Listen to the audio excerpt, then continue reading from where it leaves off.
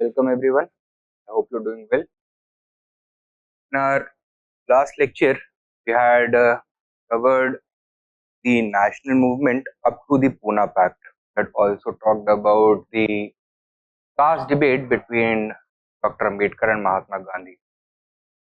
Now, the civil disobedience movement was going on at the time of all these developments, and it was finally withdrawn in 1934. Following which, a strategic debate began within the Congress. We call that the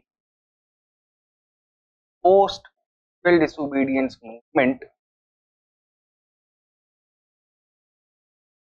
Strategic debate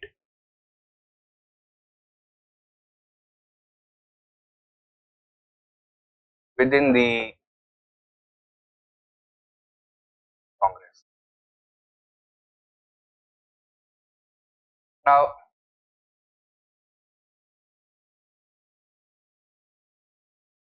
Mahatma Gandhi was arrested and sentenced to 6 years of rigorous imprisonment.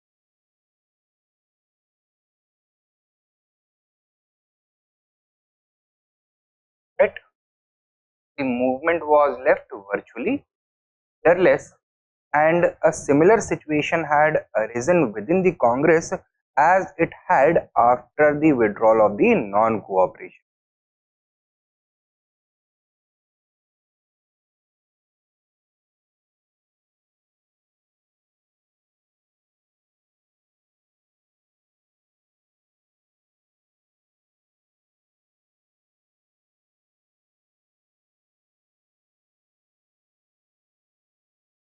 Right? What had come after the withdrawal of the non-cooperation movement? The Swarajist controversy. के बाद अब यहाँ पे भी कोई ना कोई controversy होने वाली है. Right? Now, what happened in the Congress was there was a schism. There were some who wanted to pursue Gandhi's strategy of continuous of constructive work. Right?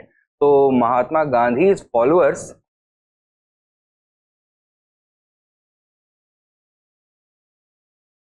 wanted to adhere to the STS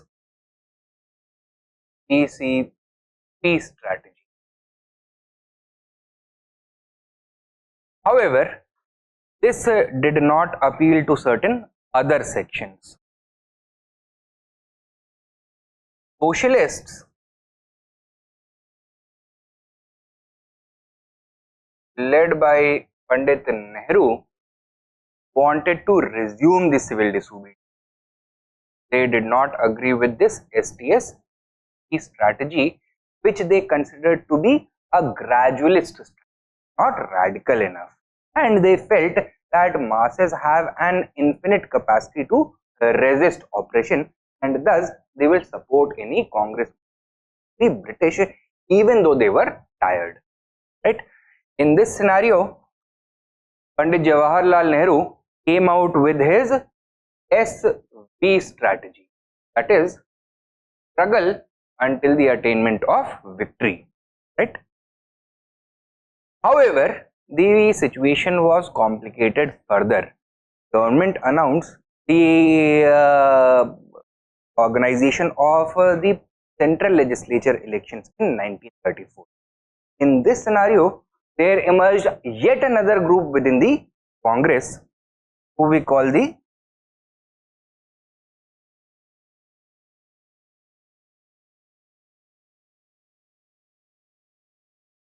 constitutionalists, led by C. Rajgopalachari. What did they want? They wanted to participate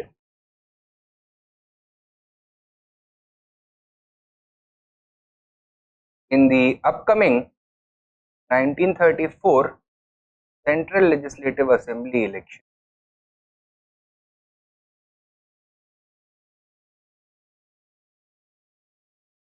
ठीक है.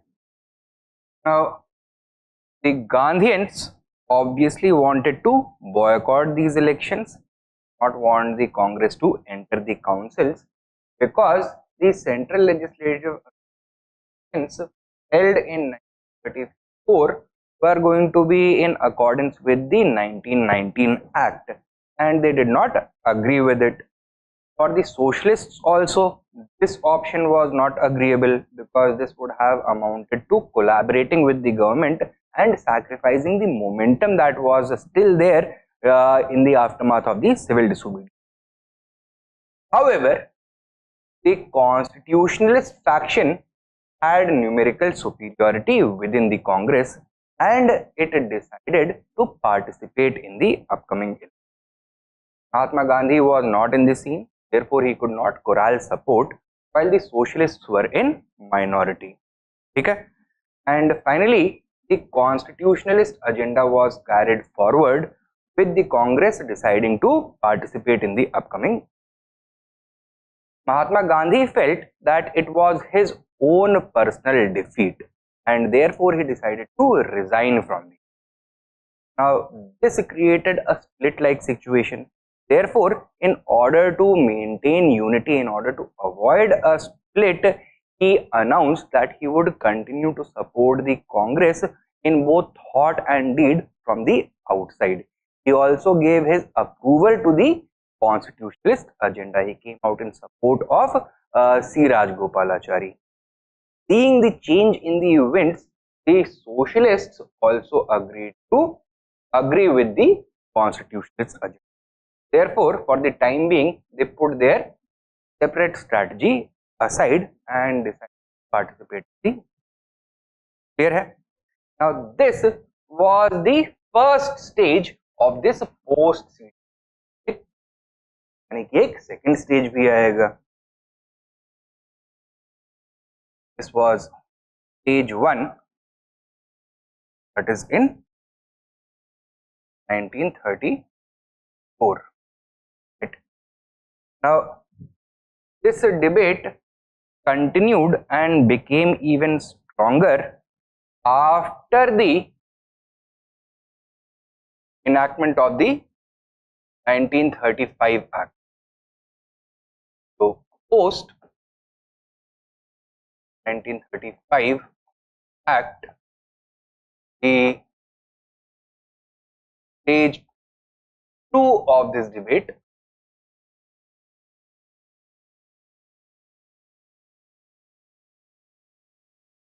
now the Government of India Act 1935 had abolished provincial diarchy and had introduced autonomy at the provincial level, the provincial government. Okay? At the same time, the government had announced that elections to the provincial legislative assemblies would be held in 1937. State legislative elections be held in. Now, a debate began once again between the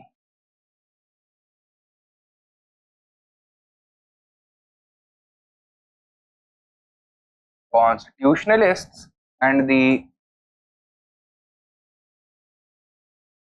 socialists of whether to participate in these elections or boycott them.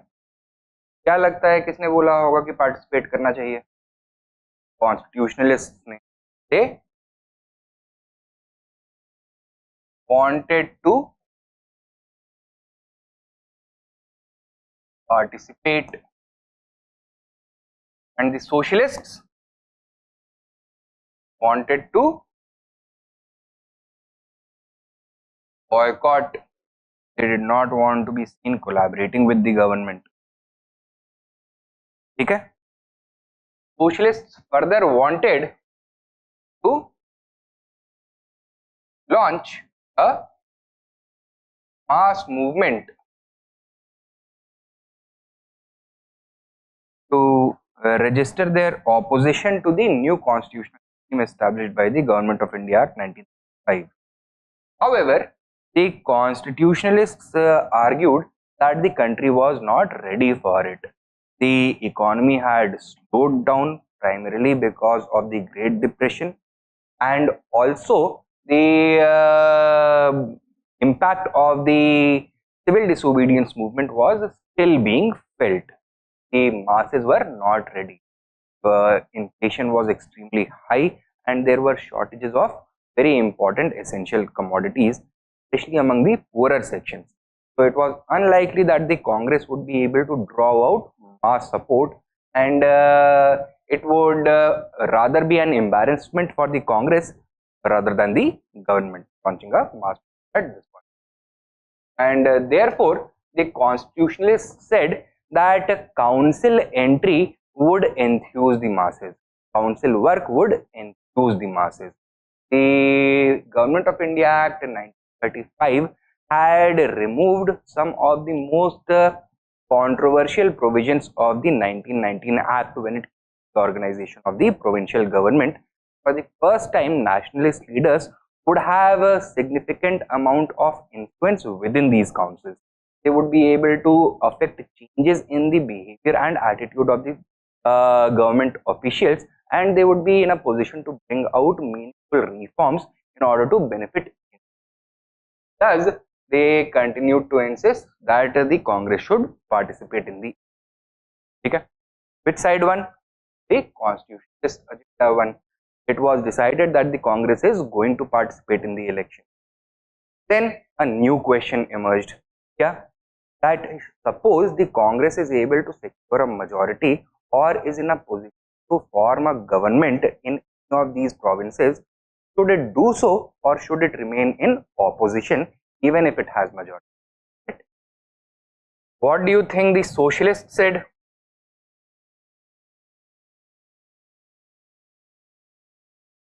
That they should not accept office. No office entry.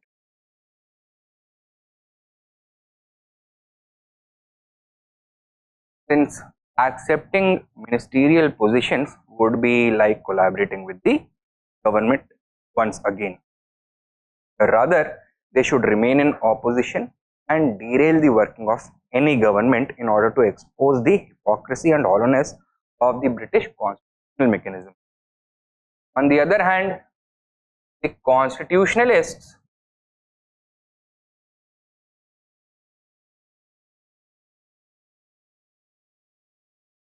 what did they argue? That since the principle of diarchy was no longer operational within the state governments, the Congress should form a government wherever it is able to, since it would have a real opportunity to bring social transformation and improve the lives of the people. It would be able to give a glimpse of Swaraj to the people and thus strengthen the Congress's movement as a whole. The British are going to become demoralized and are going to come under greater and greater pressure to accept the demands of India. These people also argued that the Congress will also be able to shatter the British myth that Indians are unfit to rule, that they will be able to give to the people the kinds of liberties, reforms and reliefs that the British government could never, right? And thus they wanted the Congress to form ministries wherever it could. Clear है? Now इस question में किसने prevail किया? Socialist और constitutionalist? No, once again the constitution. Socialists at this minority within, and thus the constitution was carried forward. But in order to avoid a split within the Congress, Pandit Jawaharlal Nehru also agreed to the constitutionalist agenda, and in fact he became the face of the Congress campaign in the United Provinces, UP में 11 अलग अलग provinces थे, UP में main campaigning Pandit Nehru, ठीक है। तो this was the post civil disobedience movement, एक debate with the heading post civil disobedience movement strategic debate. Post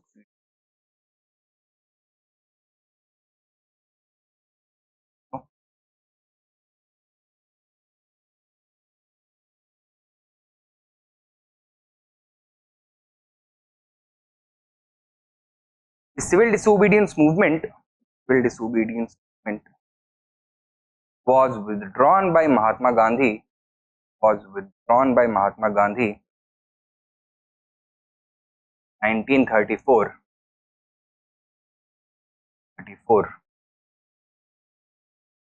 in accordance with his STS-PCP strategy. His STS, yes,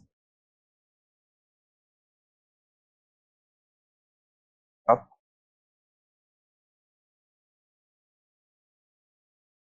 Shortly after this,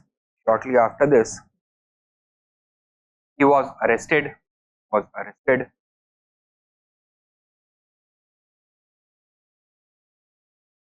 and a situation similar to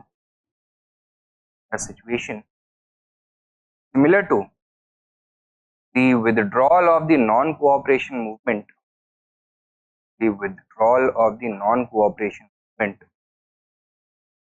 was created.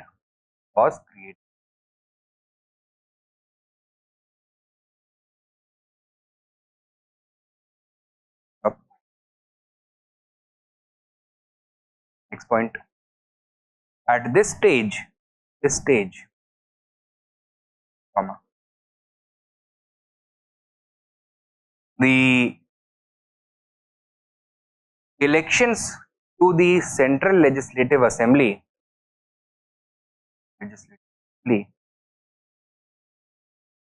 were scheduled for 1934.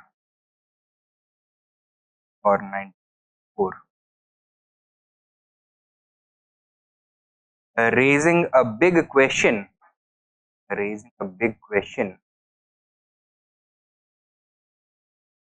with regards to the strategy that should be followed by the Congress.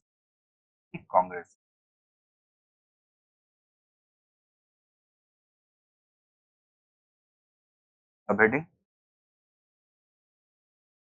Stage 1 of the debate, 1934.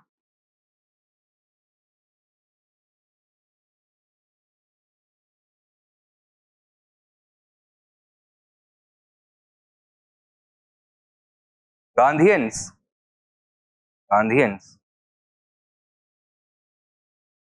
wanted to adhere to the STS-PCP strategy,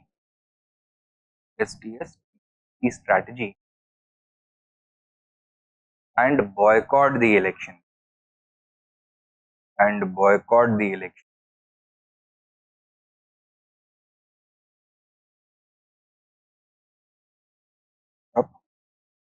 Instead, the Congress should focus upon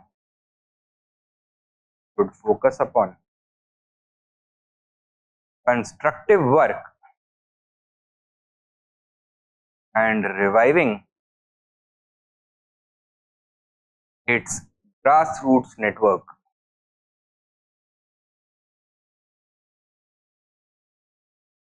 Preparation for the next the next mass movement.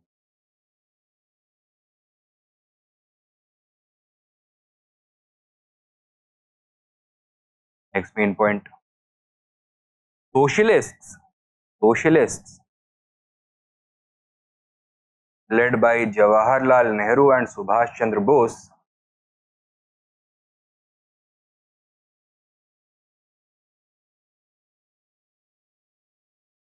did not agree with the decision to withdraw the civil disobedience.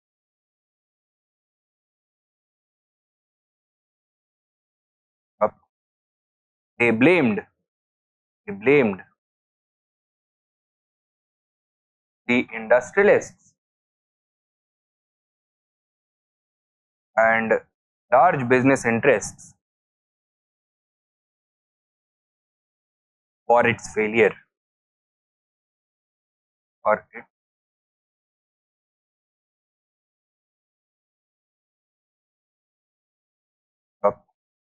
They argued that the Congress should mobilize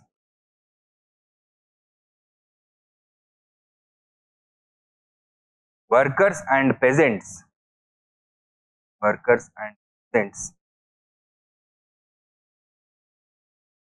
into a radical anti-colonial movement.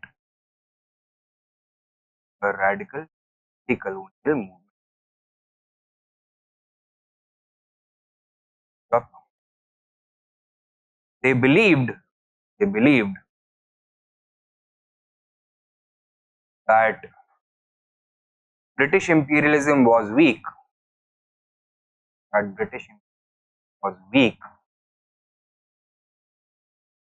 due to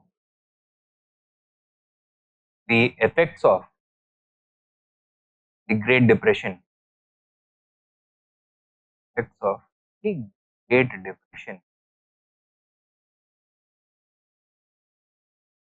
And a determined workers' movement would be able to overthrow it.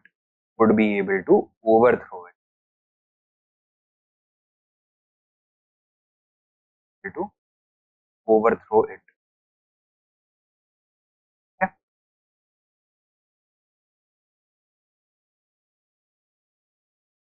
In this context, Pandit Nehru came up with his alternative strategy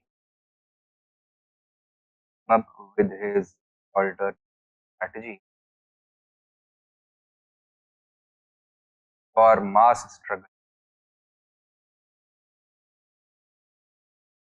It is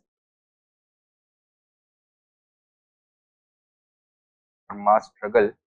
That is the SV or struggle victory strategy.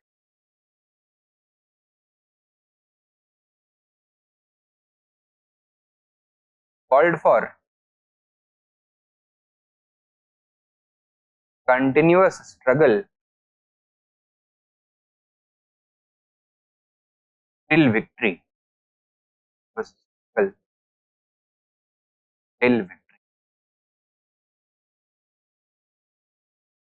Okay. Next main point. In this backdrop,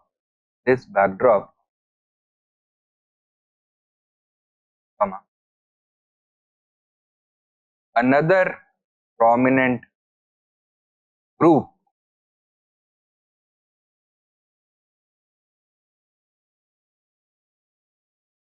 emerged within the Congress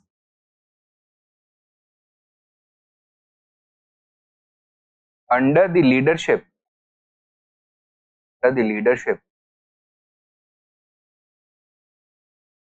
of C. Rajgopalachari. Rajgopal.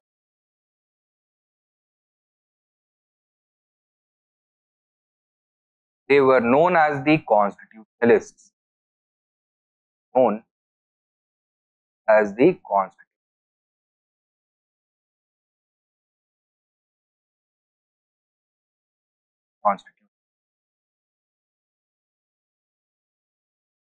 They disagreed with both the Gandhian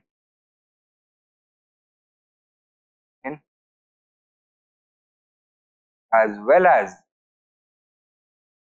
the socialist strategy.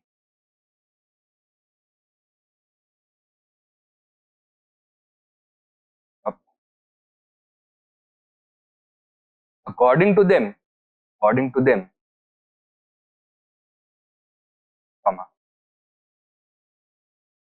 the work of constructive the task of constructive work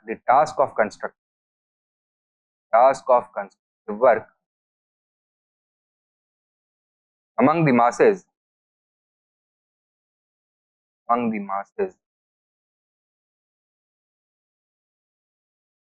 does not require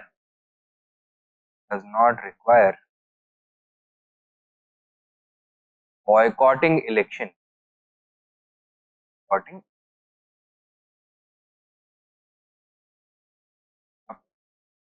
Further, some constitutionalists expressed doubts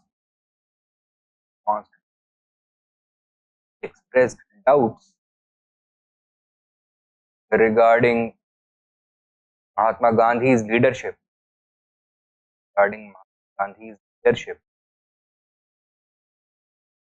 Due to failure of the non-cooperation, of the civil disobedience. Of the civil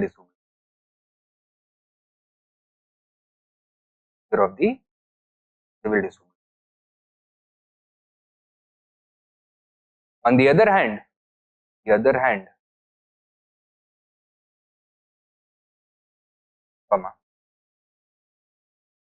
the Nehruvian strategy of continuous struggle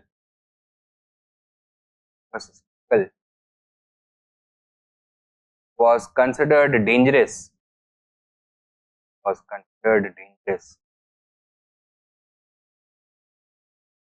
Why? Because it would involve an element of class struggle, working class against the bourgeois class, the zamindar. Since it was considered dangerous, since it would involve the element of mass struggle, of class struggle, would involve the element of class struggle. Further, socialists pointed out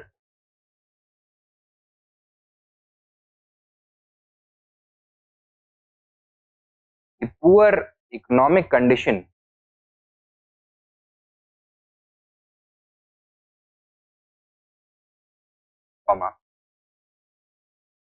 high inflation,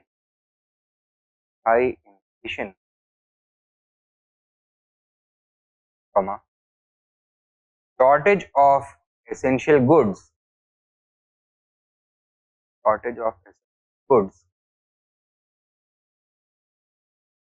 and pessimistic mood of the masses,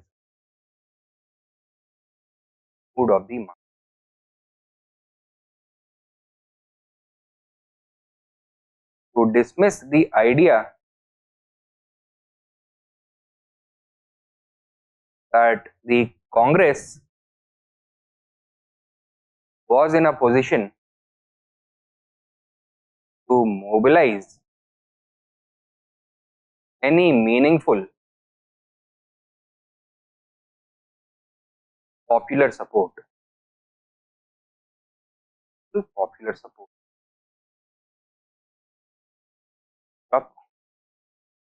Instead,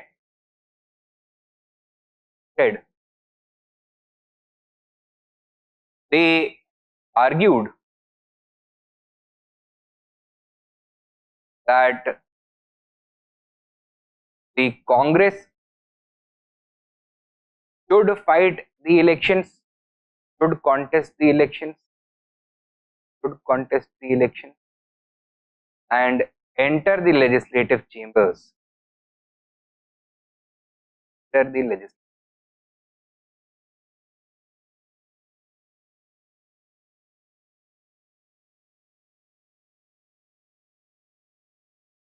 From within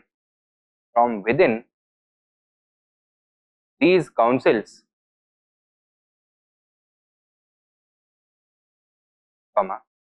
the leaders would lead the struggle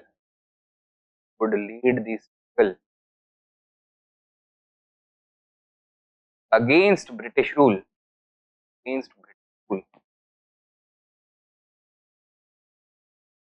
giving hope to the masses and enthusing them.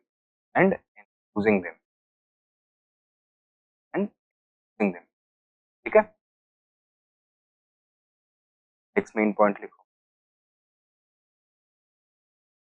The constitutionalists prevailed.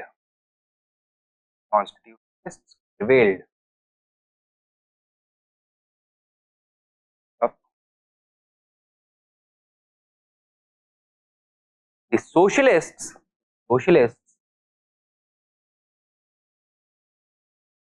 also got in line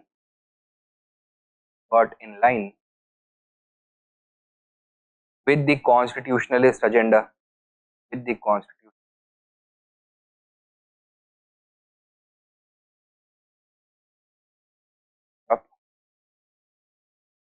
However, Mahatma Gandhi felt that this was a moral defeat for him personally,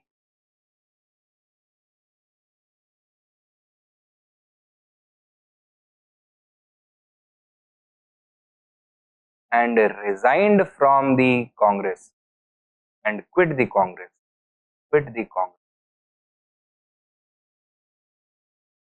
Remarking that he was out of tune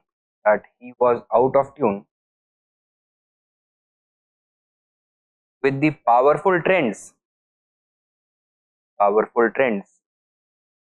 within Congress.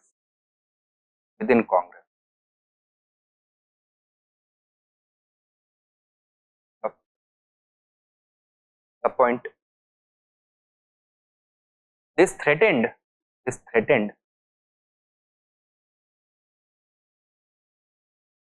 to tear the Congress apart.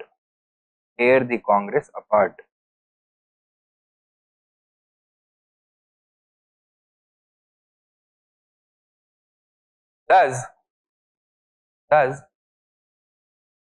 Mahatma Gandhi announced that he would continue to support the Congress from the outside, and implicitly approved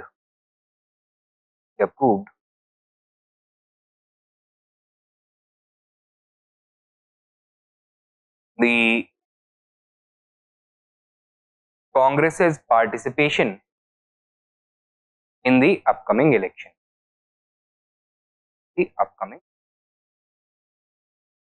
Okay? That was stage 1 of the debate before the enactment of the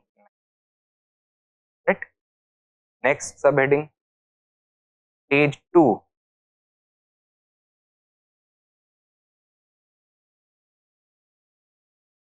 In brackets, after the Government of India Act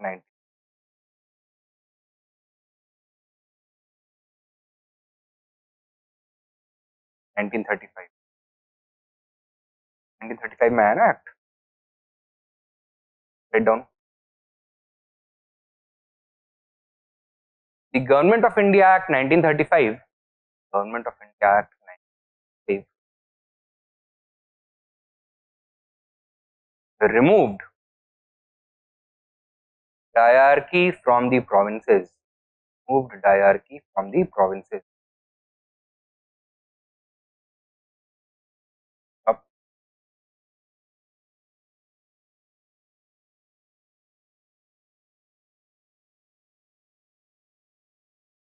In accordance with the provisions,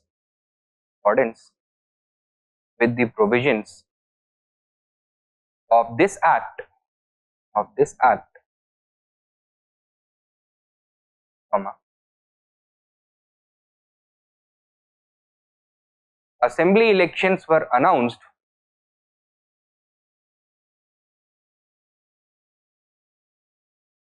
were scheduled. The elections were scheduled in 11 British Indian provinces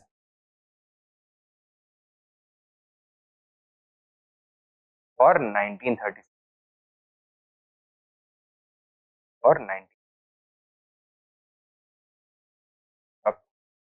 Next point.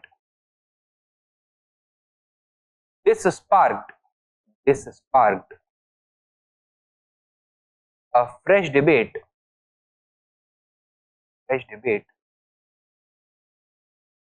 within the Congress.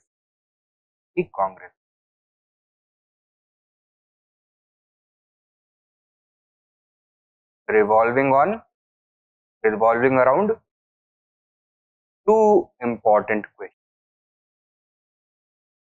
A and B. A, council entry.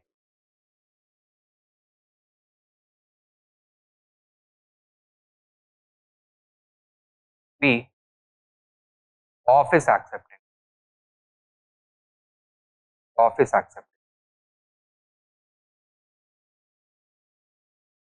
Council entry का मतलब, should the Congress participate in the elections or boycott it? And office entry का मतलब, if victorious, should the Congress form a government or remain in opposition?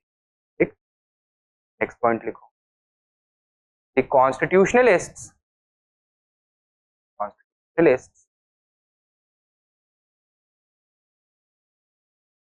supported council entry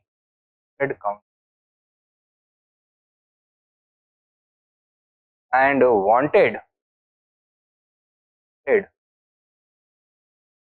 to form governments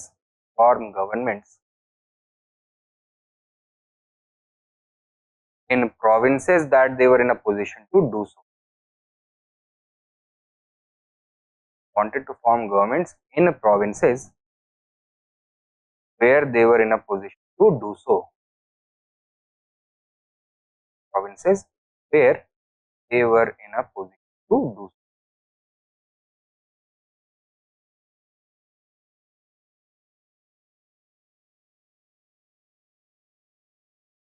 The point, they argued that the new act had provided them a golden opportunity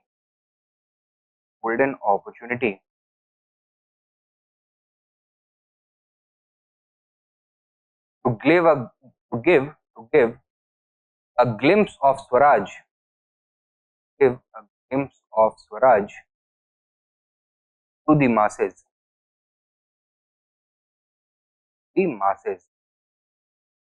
Up. Provincial subpoint, Provincial autonomy, next point. Provincial autonomy would allow popularly elected governments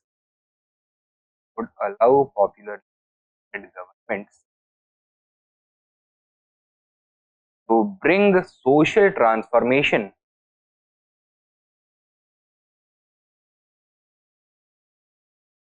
without British intervention.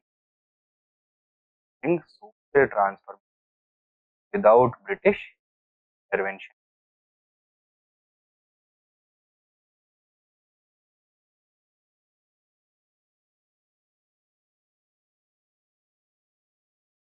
This would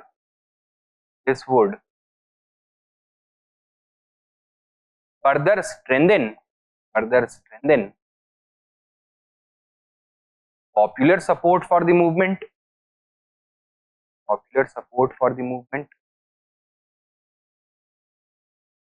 while demoralizing the British bureaucracy.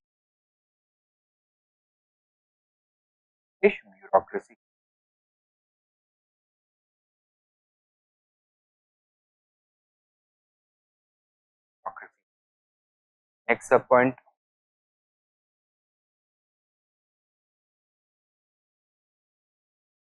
Once the masses taste self-rule, they will only be hungry for more.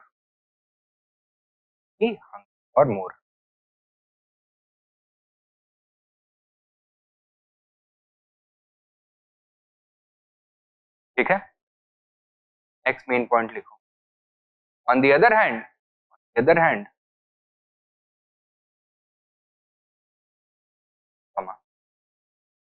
the socialists wanted to boycott the 1937 election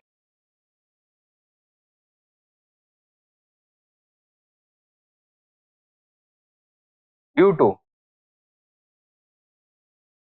the shortcomings of the 1935 Act.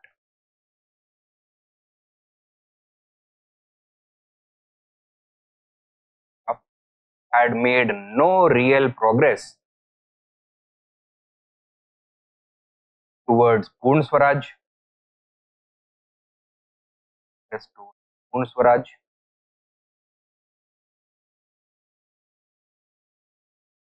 and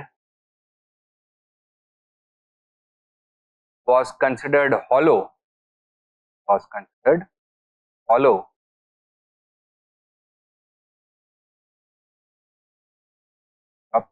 Further, the principle of diarchy had been introduced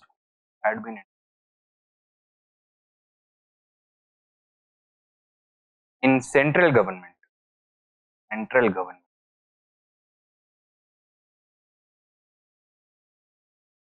ठीक है, सब point लिखो.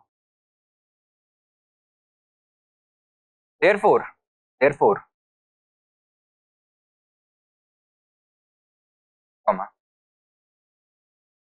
the socialists wanted to boycott the elections,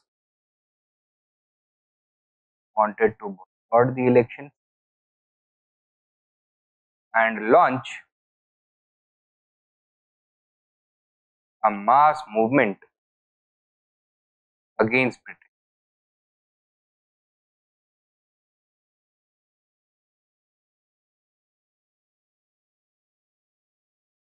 Next main point. Similarly,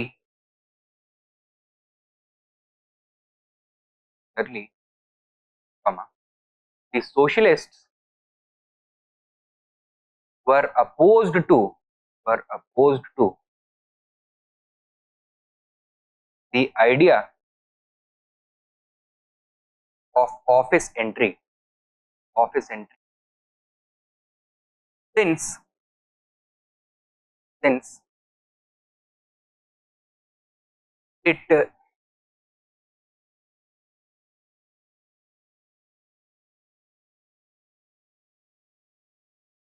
would be tantamount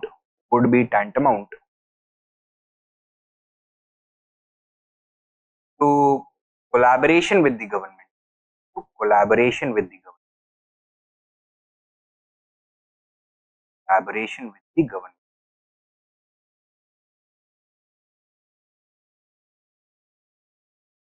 Next main point लिखो. However, comma,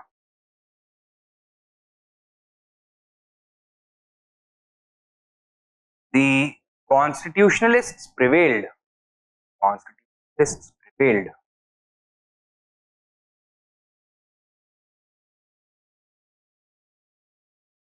And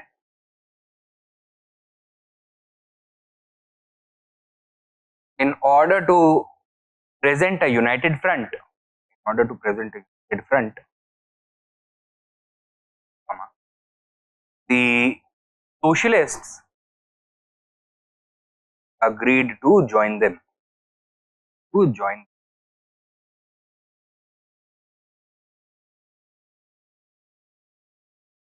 Up the point. Socialists participated enthusiastically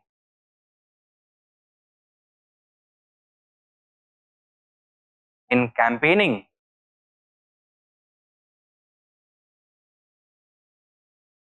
before the elections.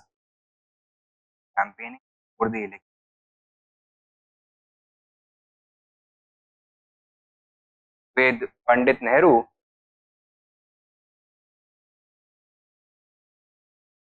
emerging as the face of the Congress in UP.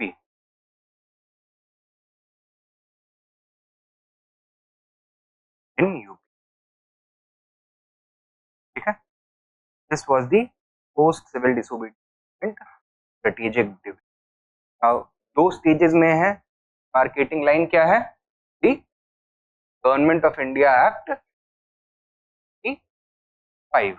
In order to appreciate the real significance of this debate, we need to take a look at the act itself.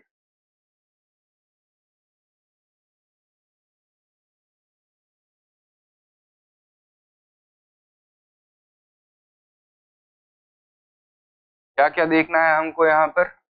Background,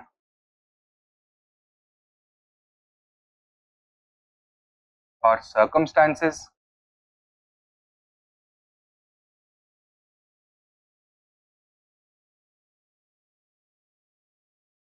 important provisions,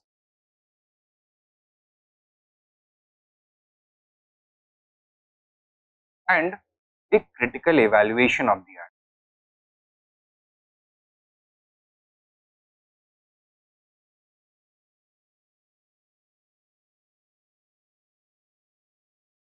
Okay? Now, what were the circumstances and the enactment of 35 Act?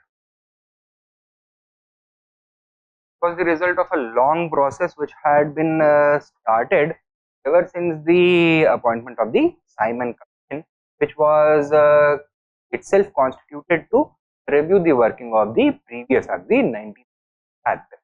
So, Simon Commission submitted its recommendations. Indian opinion was elicited in the form of the report. Reacted to it in the form of his 4-point demand program. Civil disobedience was organized by Congress on the issue of Poon Swaraj and Absolute. Following this, the Gandhi-Irwin Pact took place, in which after which the Congress participated the Round Table Conference.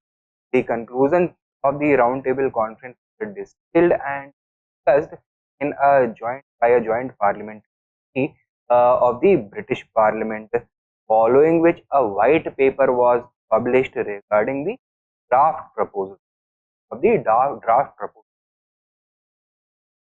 clear, and on the basis of this white paper, the act was finally. तो ये circumstance, एक single set of circumstantial catalyst was the end result of a long process. Write down. This act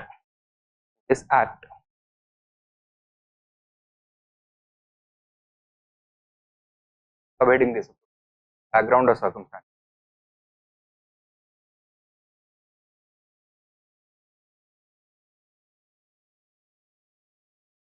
Act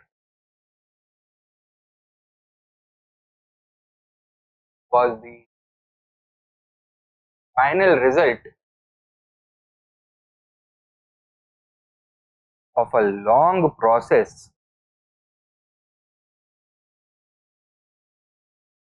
that had started with the appointment of the Simon Commission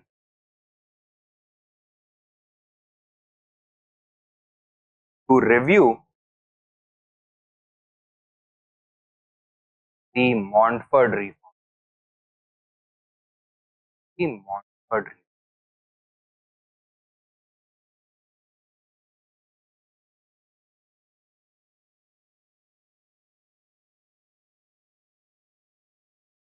Following this long sequence of events,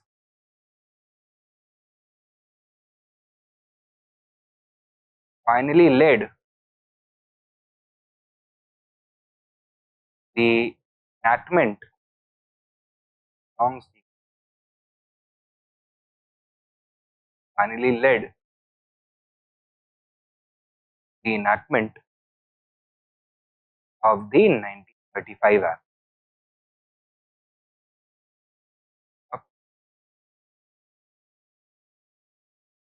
These include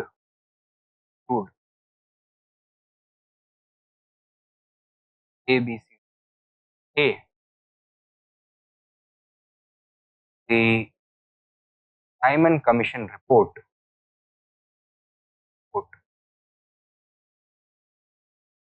B, the Nehru report.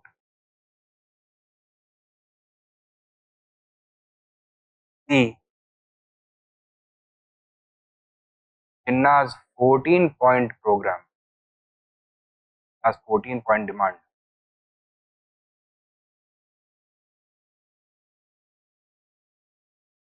D,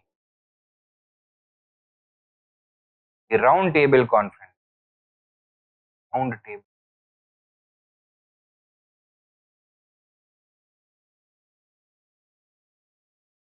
E, discussions within the British Parliament.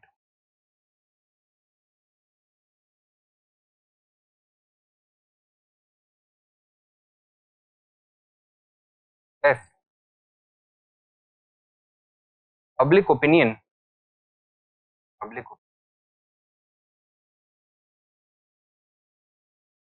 Elicited to the publication of a white paper. White paper.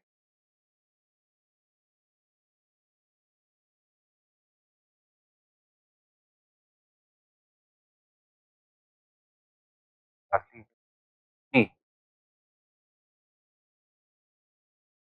drafting within the Parliament. Drafting to a deliberative process. If process or deliberative. ठीक है?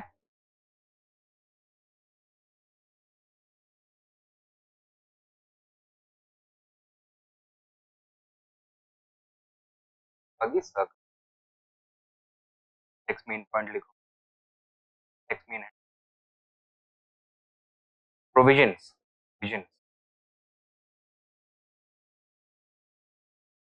क्या क्या थे? Write down. The act provided for provided for the establishment of an all India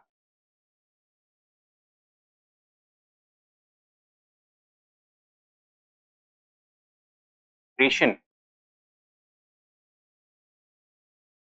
provided for the all India federation consisting of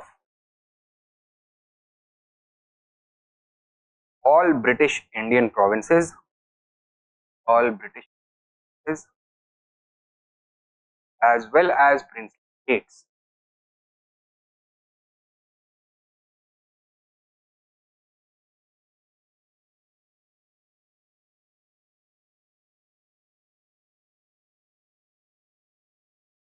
तो federalist system में तो centre में legislature होता है, डेमोक्रेटिक सिस्टम में कितने हाउसेज होते हैं? दो हाउसेज होते हैं, one is the representative, the other is the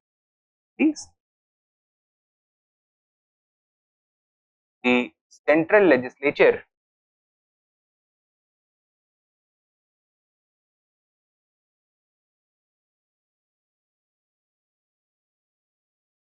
was to have two houses, was to have two houses. कौन कौन से? A and B. A,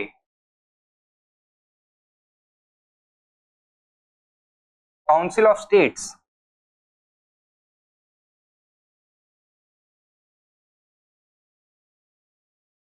with 260 members, with 260 members, was to serve as the upper house, serve as the upper house.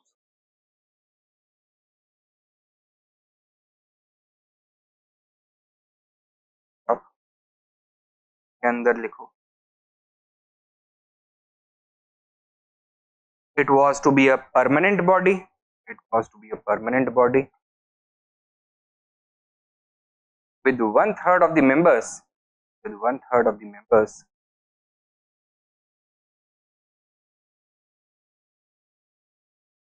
retiring every second year.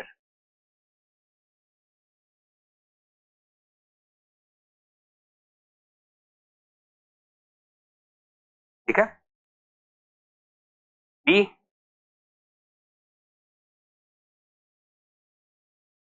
Federal Assembly, Federal Assembly with 375 members, with 375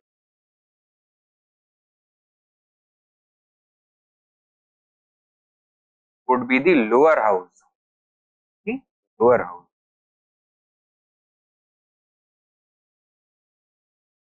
Federal Assembly with 75 members would be the lower house.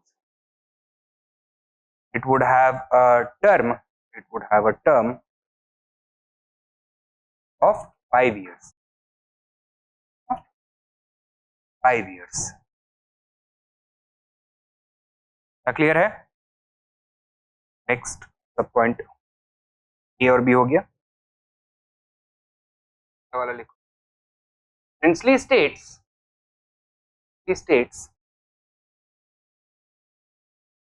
would be represented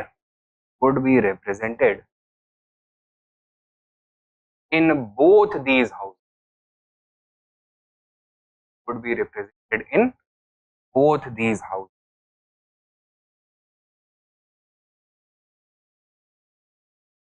To which mechanism? Election or nomination? To nomination, to nomination.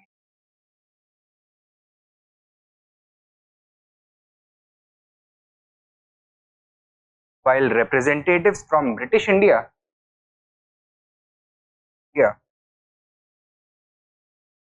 would be elected,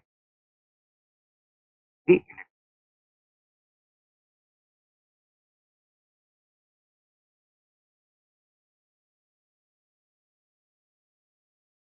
है? the point. These houses would continue to have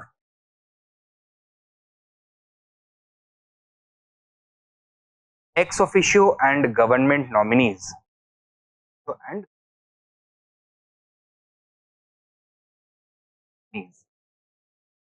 as well,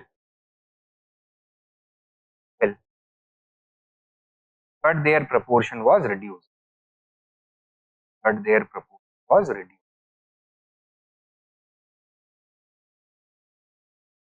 ठीक है, पहला provision समझ में आया है. What does it call for? Calls for an all India federation and constituting all the British Indian provinces as well as all the princely states. You have two houses at the center. Upper house, Council of States. Lower house, Assembly, with princely states having representations in both members of the princely assemblies to the process of nomination, whereas the bulk of members from India would be elected, but the government would contain some here. However, this provision was never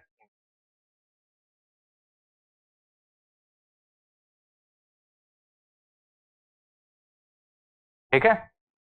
Why? Because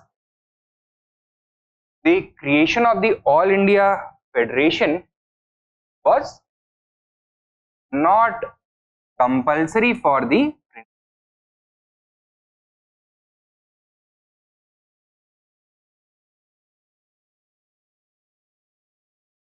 and in fact depended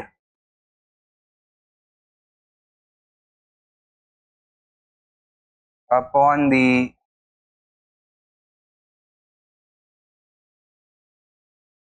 voluntary cooperation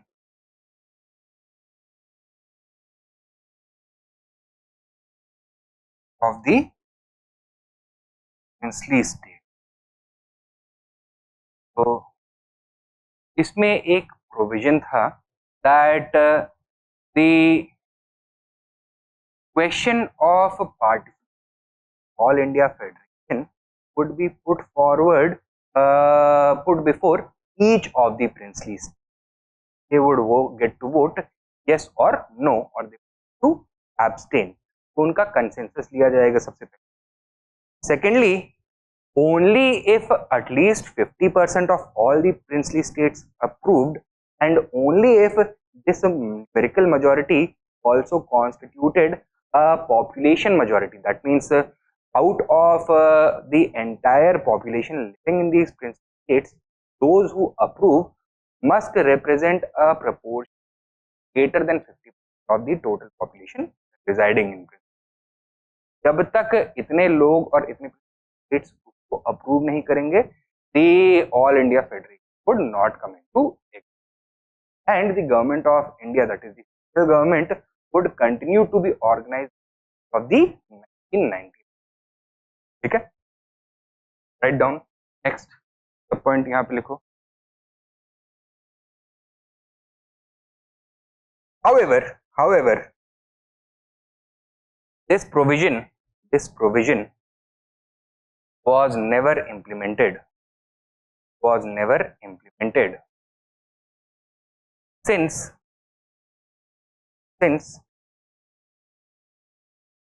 the princely states did not ratify it.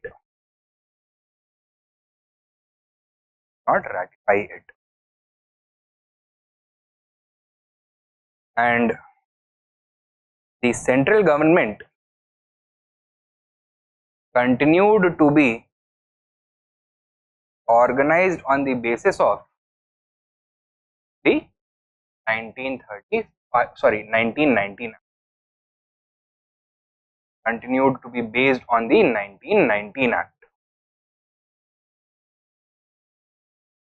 This was one provision, an All India Federation. Next लिखो. hierarchy was introduced at the where? Hierarchy was introduced at the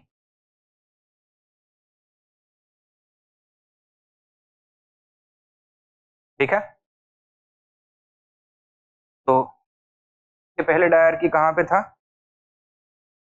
in the provinces now provinces it would be removed but it would be introduced at the center, meaning that the subjects of central administration are going to be bifurcated to two different lists कौन सी reserved list and a transferred list ठीक है the subjects of the reserved list would be governed or would be administered directly by the Governor General based on aid of his executive council. Governor General would to administer them without any the elected representative. On the other hand, transferred lists of those subjects which would be administered by the Governor General but only indirectly. Authority is going to hands of an elected council of ministers of not more than 10 members chosen from among the elected members of the Federal Assembly. Okay? Administration of ministers to the Governor General. Clear? However, this provision was also never implemented.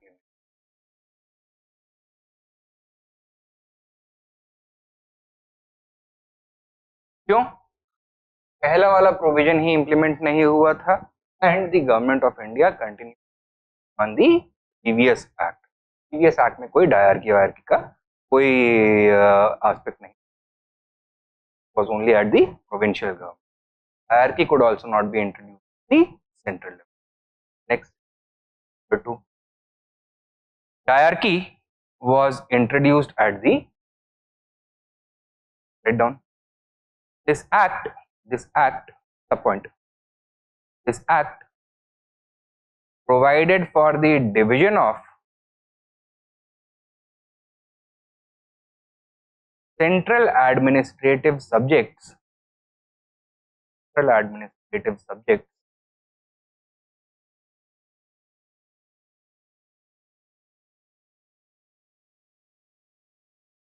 into two lists,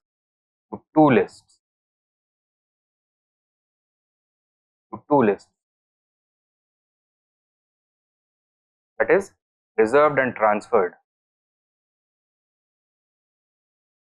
A. Reserved subjects.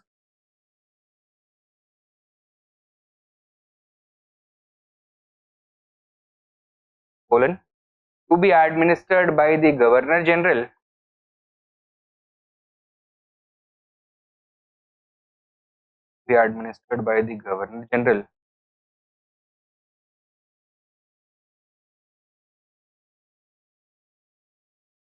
with the assistance of his executive council.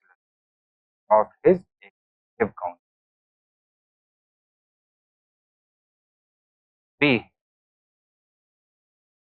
Transferred subjects.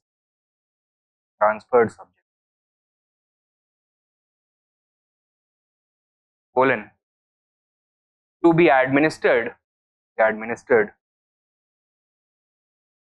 by the Governor General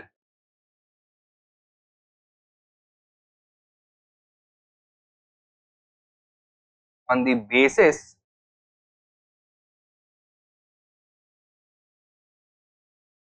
of the aid and advice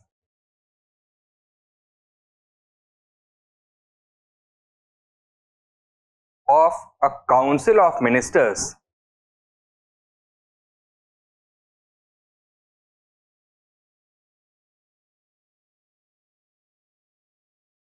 constituted of not more than 10 members,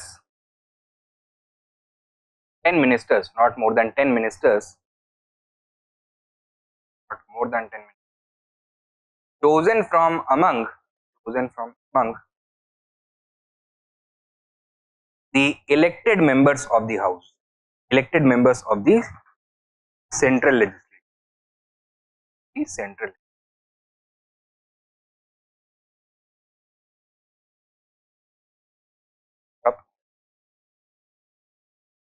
This provision, next point, this provision was also never implemented. So, never implemented. ठीक है?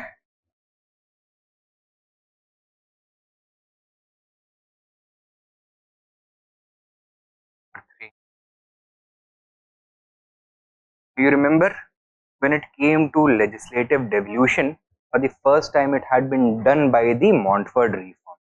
List का creation हुआ था, दो lists का, एक central list, एक provincial. Now that is going to be expanded even further, and 3 lists are going to be, कौन सी? Federal, provincial and concurrent list. Number 3, legislative devolution was expanded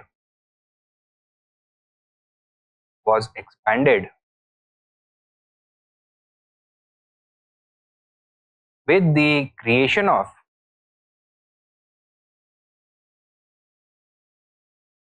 three lists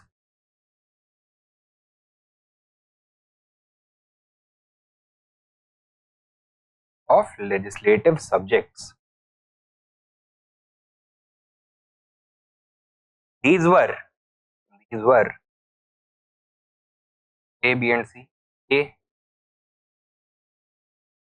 federal list,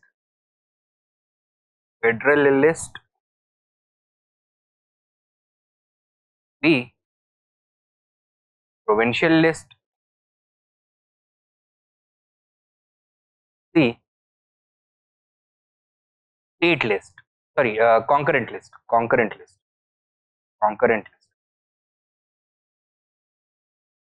ठीक है? Third important. Number 4,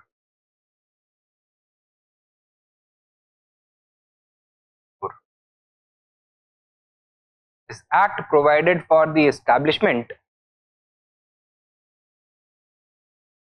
of a federal court.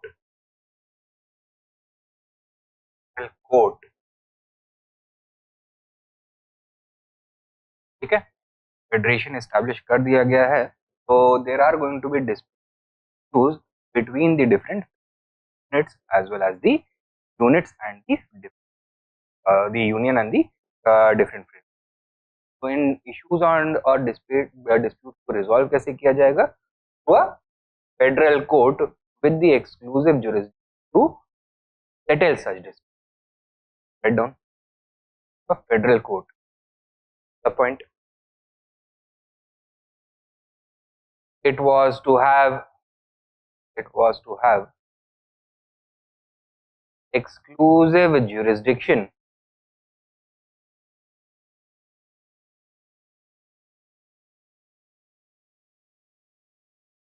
over disputes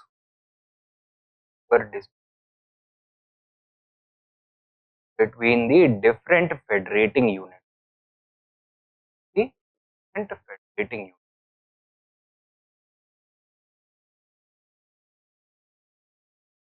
ठीक है?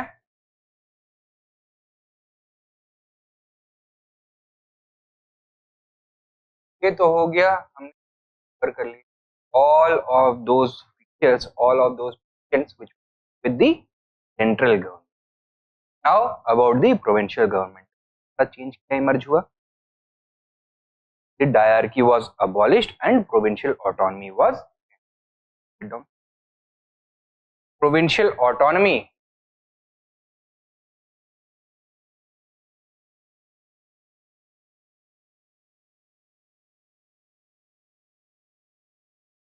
was introduced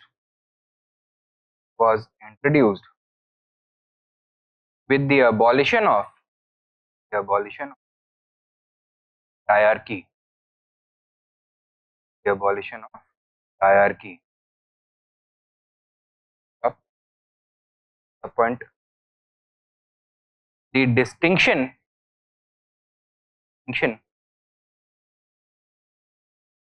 between reserved and transferred subjects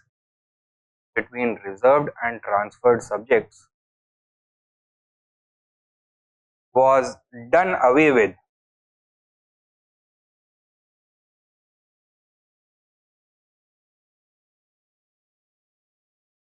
Between reserved and transferred subjects was done away with.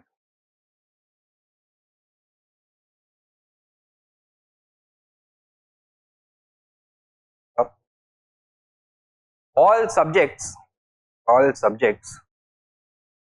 would be administered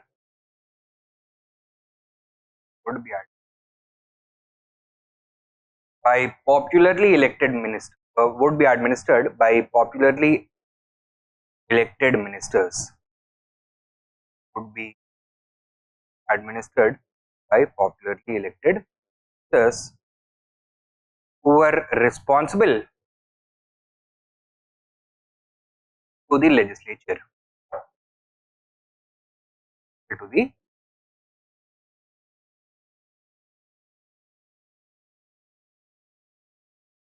ठीक है, समझ में आया है इतना? Next, bicameralism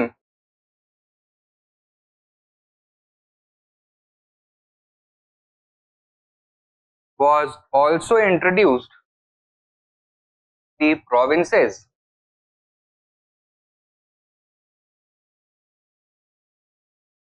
for the first time.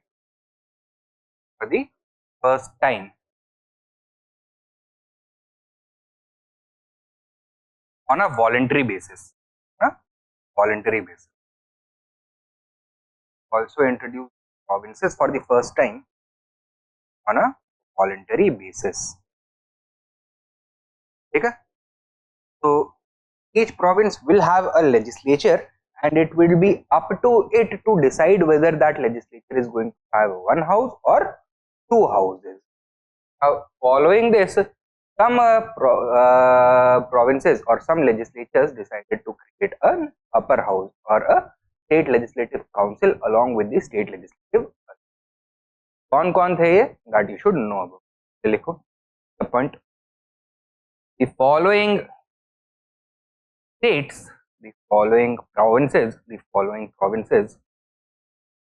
opted for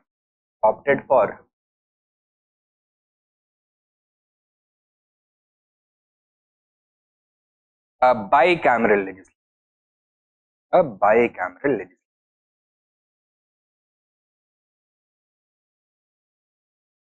A. Assam.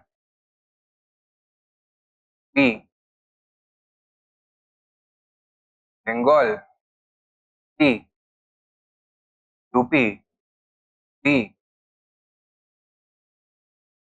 Bihar. E. Bombay. F.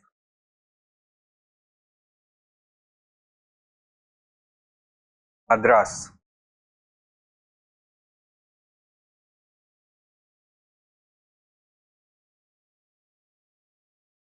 ठीक है,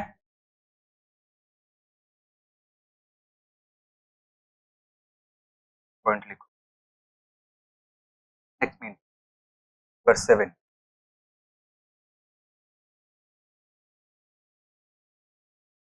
Two new provinces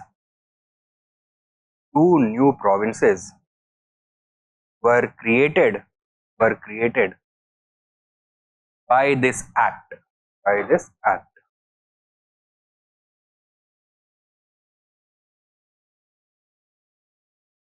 कौन से? ए एंड बी करके लिखो. ए, Sindh was separated from Bombay province. From Bombay province.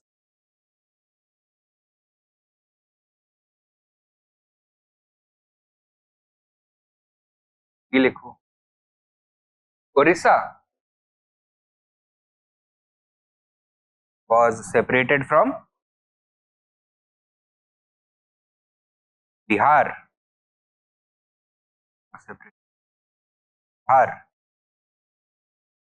with its capital at Cuttack. Capital at Cuttack.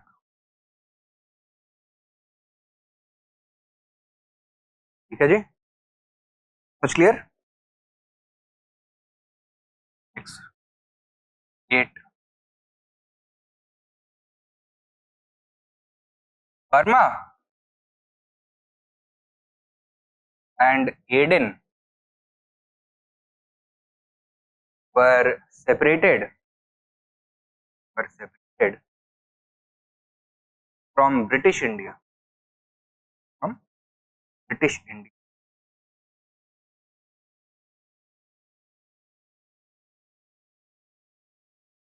And constituted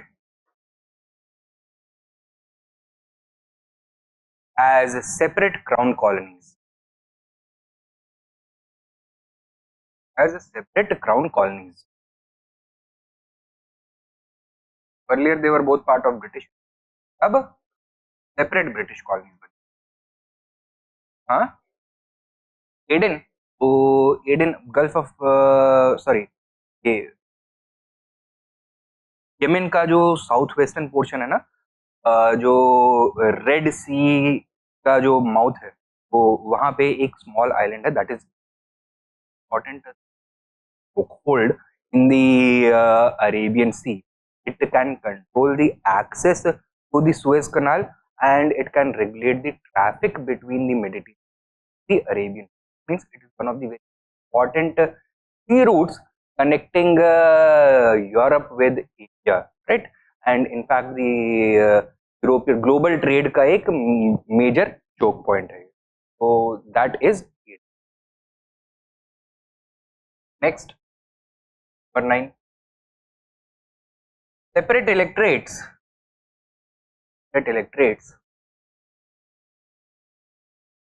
were granted to women and workers, industrial labor,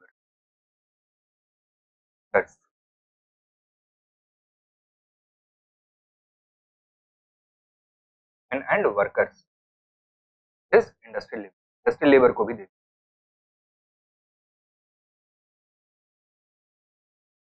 Then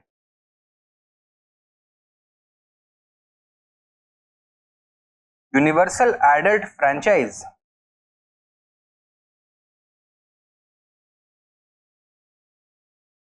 was not introduced.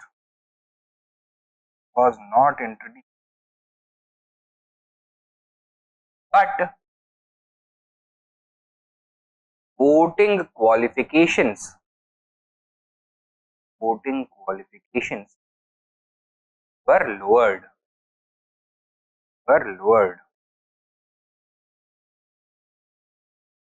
Bringing the right to vote to roughly 10% of India's population. Right to vote, 10% of India's population.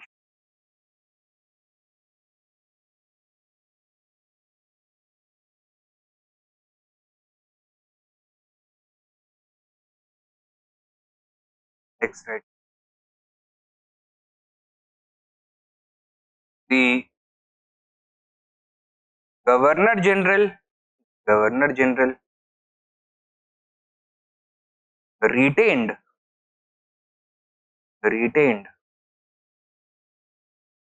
his powers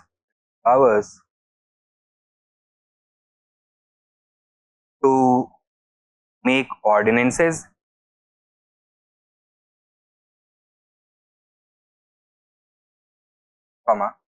declare emergency,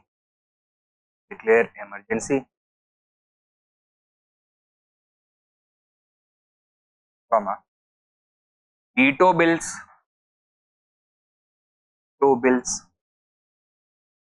comma, restore cuts,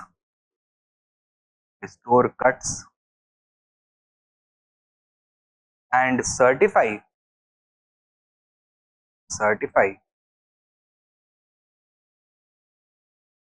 defeated legislation.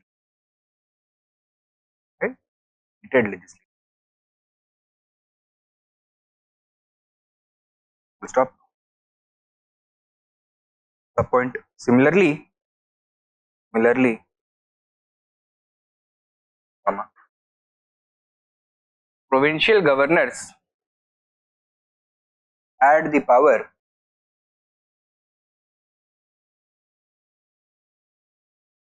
to dismiss governments and dissolve legislatures. Dismiss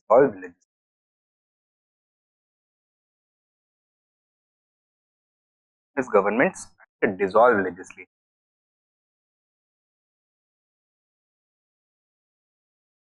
That is to say, they continued to enjoy extraordinary.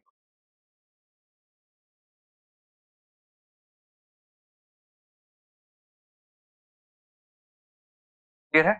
These are the important provisions of the 1930. अब क्या करना है इसका? Critical evaluation.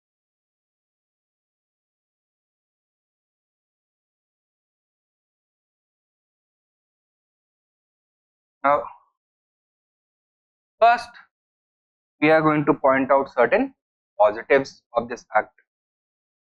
किस तरह के positives? It was the most comprehensive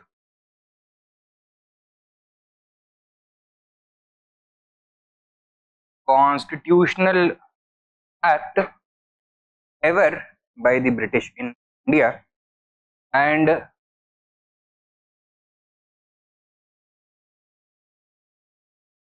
had it not been for this act, the process of constitution drafting after independence have been even more difficult than it actually already was, because in the end the makers of the Indian constitution borrowed many of the aspects of this, so it contributed heavily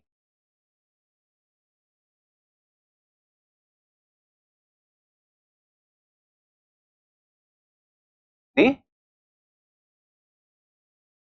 Indian constitution, obviously with little modification.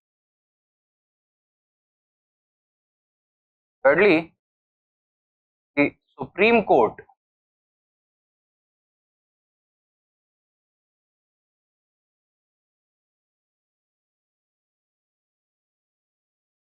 was established after independence was a continuation of the federal court. Like the federal court, it enjoys exclusive jurisdiction, that original jurisdiction of the Supreme Court क्या है? Federal disputes को administer को resolve करना.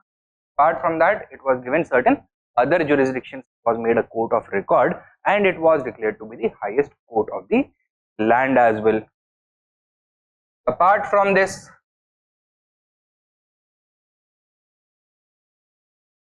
the 1935 Act was responsible for introducing the rules of business of government of India, right? क्या होता है ये? These are the rules that the government, its officials, adheres to while conducting its work, while its. So it provides for the division of the bureaucracy into various departments and ministries. It talks about the hierarchy of each department. It talks about the responsibility of that. different levels. It establishes the norms with regards to data collection, monitoring of ongoing projects. It sets out guidelines regarding expenditure, regarding accountability. It also clearly identifies the jurisdiction of each and every official. It establishes a proper chain of command through which all decisions are made and all orders are relayed. Okay? So this was inherited by the constitution and the government of India after. Had the task of this thing not been completed, the sense of chaos that existed following partition would have been far more amplified. Okay? The government officials would have had to rush in order to organize themselves and establish proper structures through which decisions made and orders could be relayed. The rules of business of government have been incorporated into the Indian as the allocation of business, right? And it has lent a certain institutional permanence to the government of India, and thus made the transition, the transfer of power from British India to independent India far more smooth, far more efficient, as it would have been if they had not existed. The opposite thing happened in Pakistan. उन्होंने क्या किया? They came to power, the transfer of power happened, and they threw out the entire machinery. They tried to reconfigure their bureaucracy in line with the emerging political scenario, in line with the emerging political affiliation. वहाँ पे कोई permanence नहीं, right? The different government official departments constantly competed against each other for more power, for more budget allocation, and therefore there was lack of coherence. तो task of governance कहाँ पे ज्यादा smooth रहा होगा, इंडिया में या पाकिस्तान में? इंडिया में. The failure of the Pakistani government to provide efficient administration created a vacuum, और वैक्यूम को वहां पे आके ऑक्यूपाई किसने किया? आर्मी ने, बाहर की ताकतों ने और मौलवियों ने. ठीक है. So the role of the government was taken over by these external agents, but in India that was prevented because of a very powerful legacy of this particular act. Clear? तो ये तो हो गई इसकी अच्छाई, but was it free of limitations? क्या limitations थी इसकी? First of all, failed principle of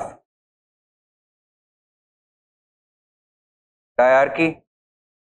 provinces से तो हटा दिया, बट सेंटर में ले जाके चिपका दिया. ठीक है. Secondly, the voluntary nature of the all India federation. तो फेडरेशन वाला जो प्रोविजन था, it was meant to fail. It was actually hollow provision, since princely states could never be expected to voluntarily give up their autonomy and join an all India federation. It was also an attack on the unity and integrity of the Indian nation, and it undermined the growing feeling of nationalism in the people of the princely states themselves. Thirdly, separate electorates, इसको abolish करने के बजाय इसको और बढ़ा दिया गया था, because the government was still busy playing its divide and rule.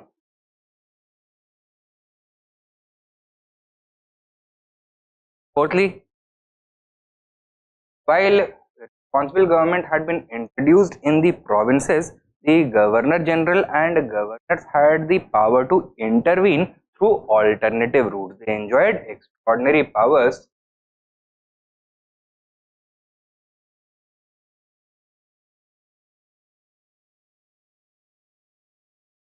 that rendered the functioning of these provincial governments, or the functioning of responsible government in the provinces, impossible. They continued to interfere continuously. तो superficially तो responsible government introduce कर दिया गया था, but in the actual sense was a very far-fetched idea even at this point. Fifthly, the long-standing nationalist demand of universal adult franchise was rejected,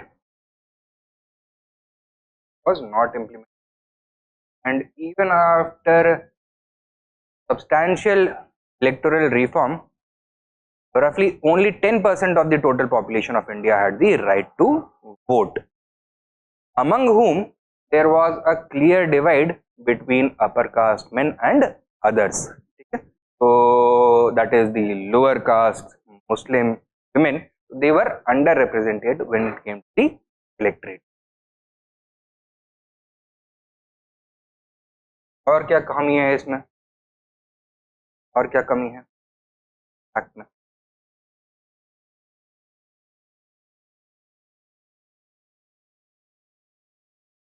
That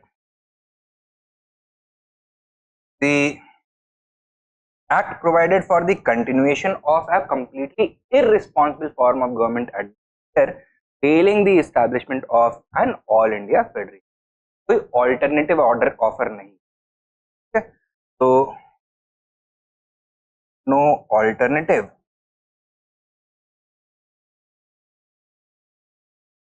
The all India federation,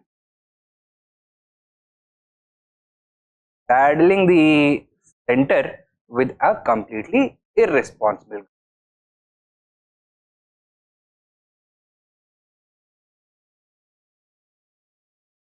Right? These were the nations. Were these able to satisfy the demands of the nationalists? नहीं, पूर्ण स्वराज का demand था उनका, that was not accepted. So it is considered to be a total failure. But did the nationalists benefit from some of the provisions? Yes, especially which one? The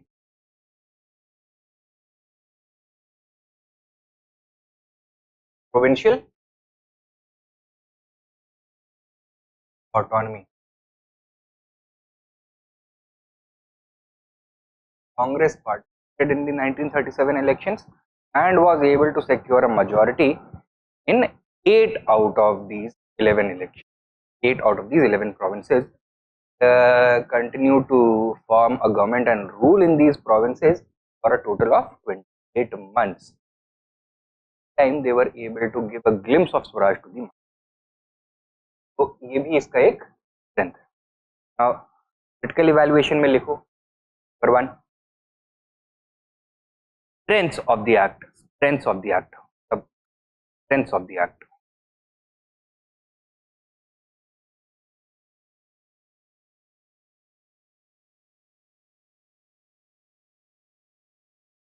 The 1935 Act. The 1935 Act was a giant leap forward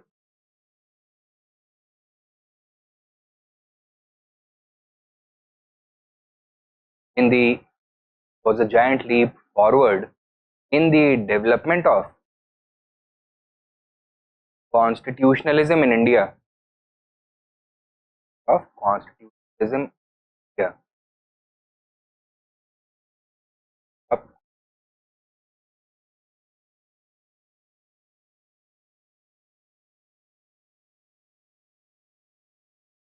It was the most comprehensive piece of constitutional legislation. Was the most comprehensive piece of constitutional legislation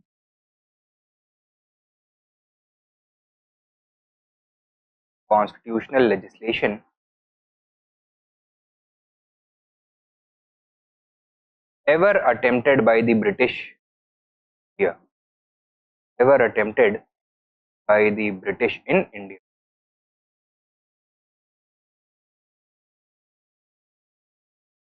Up. Next point.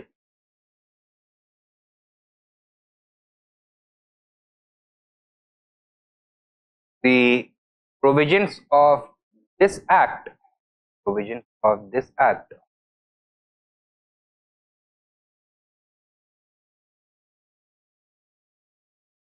formed the basis of the Constitution of Independent India. Formed the basis of the Constitution of Independent India. Up. India. Point.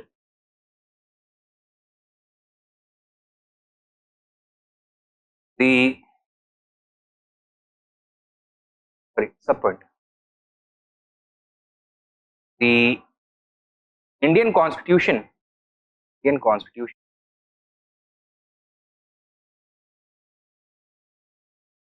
borrows heavily from this act.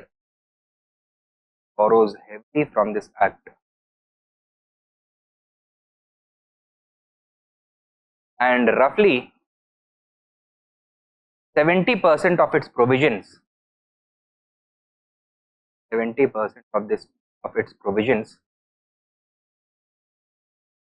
are based on it.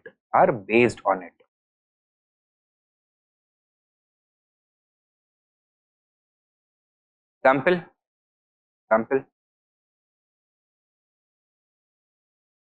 Provisions related to federalism,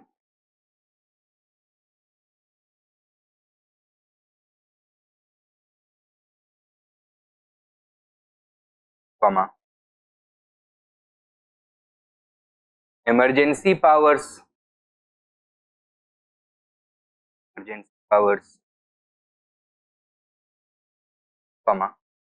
ordinance making powers,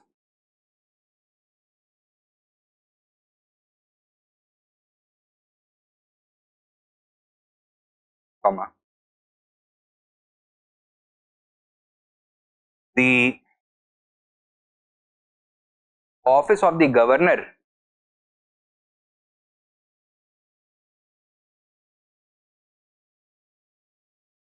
with suitable modifications,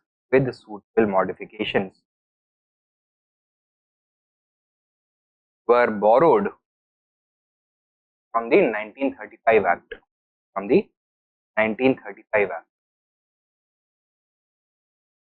Main point.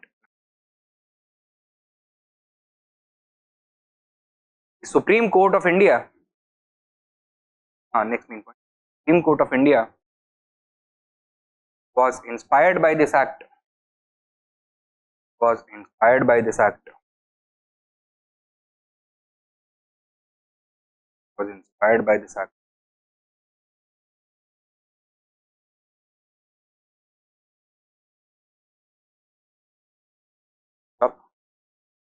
It inherited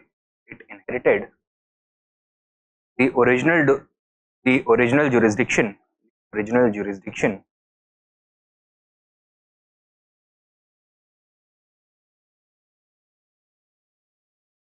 of the federal court.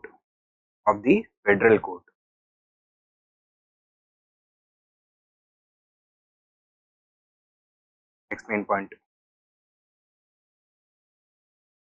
The introduction of provincial autonomy.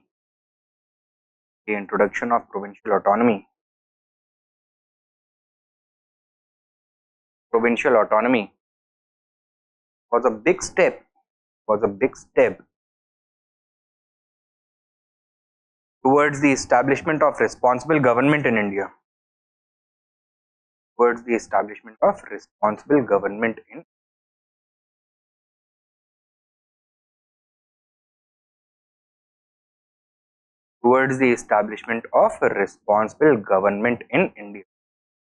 The introduction of provincial autonomy, big step towards the of responsible government in India. Up the point. For the first time,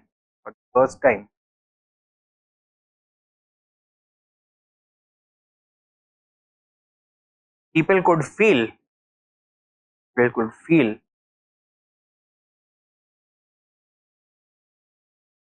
the benefits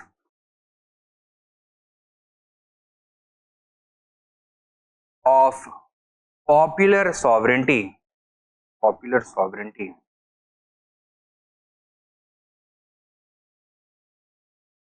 and a government constituted of representatives elected by them.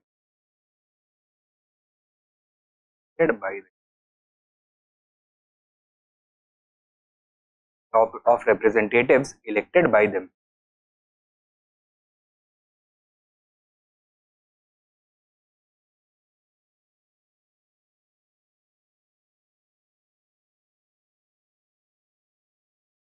This act contained extremely significant section, namely the rules of business of the government of India. Rules of business of the government of India.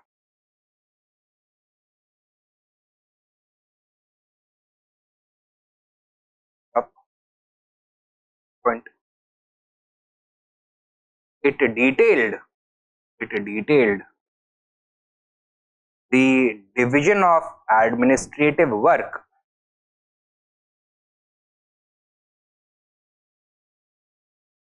between different departments and ministries,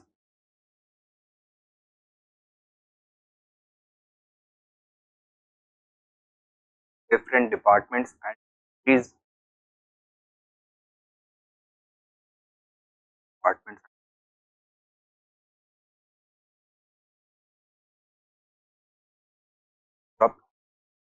It established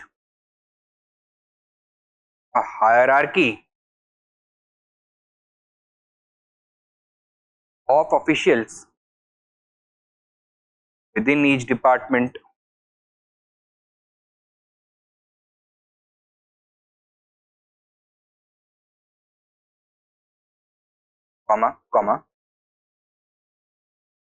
creating a chain of command,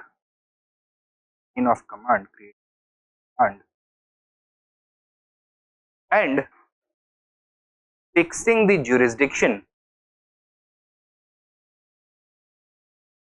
of each department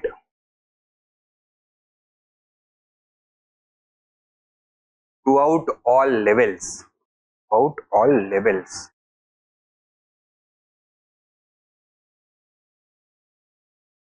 Up the point. Following independence,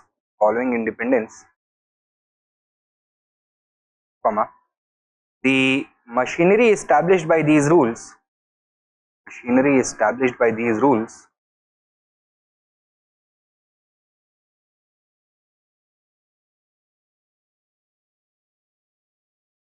was inherited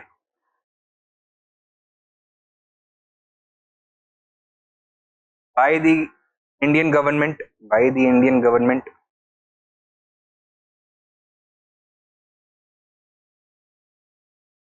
and continued to provide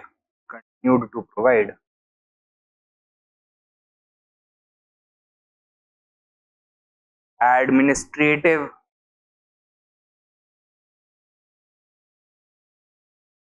continuity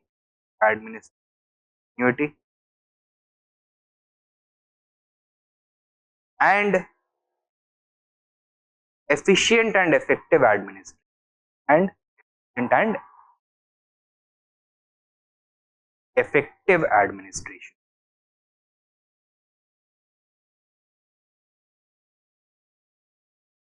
Up point. This allowed India to overcome these significant challenges. Right. So this allowed India to overcome the challenges overcome significant challenges following independence. Following independence.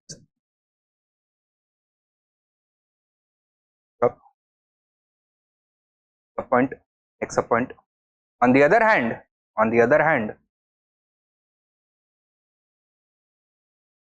Pakistan's administration suffered. Pakistan's administration suffered.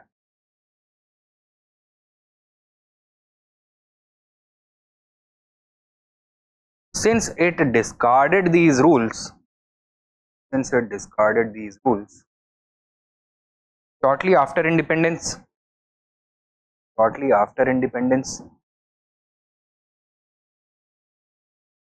resulting in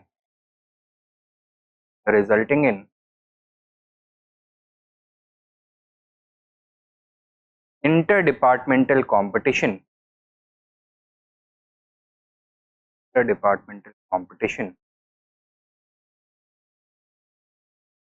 and rivalry undermining administration. Interdepartmental competition, rivalry, undermining administration. Full stop.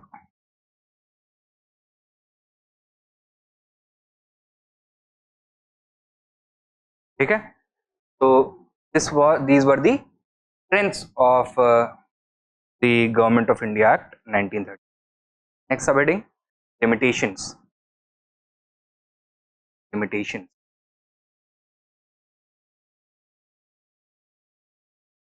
Write down.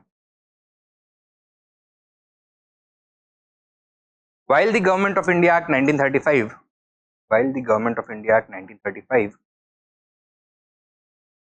was a major improvement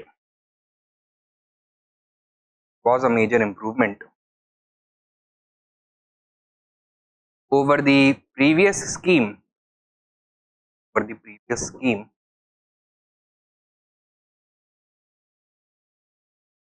comma, it was unable to satisfy nationalists.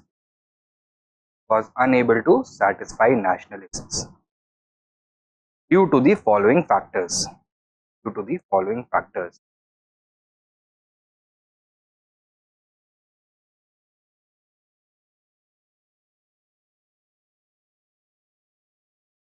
One by one you can write. Number 1. Instead of Purna Swaraj,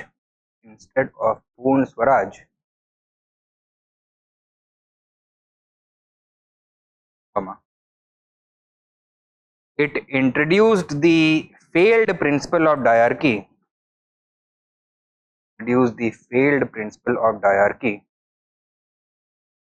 At the center.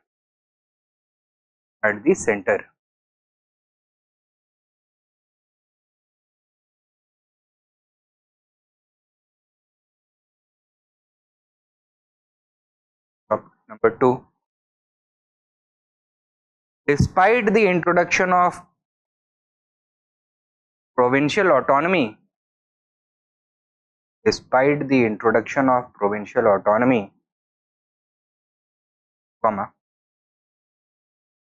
there was no fundamental change in the power structure.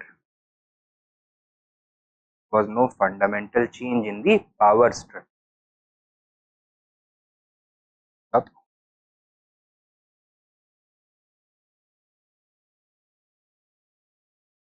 The point.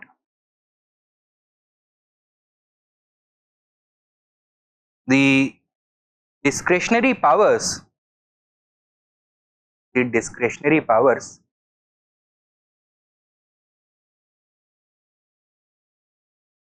of the governors and governor general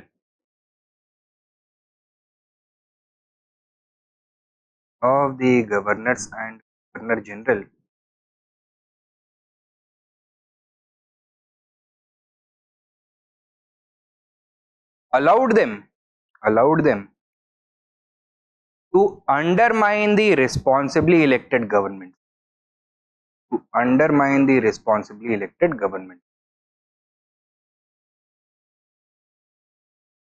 to undermine the responsibly elected government. ठीक है. Number 3,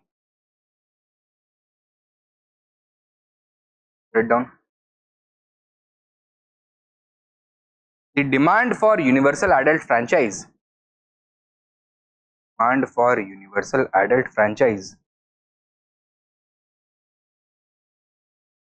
had been ignored. Had been ignored. Ignored.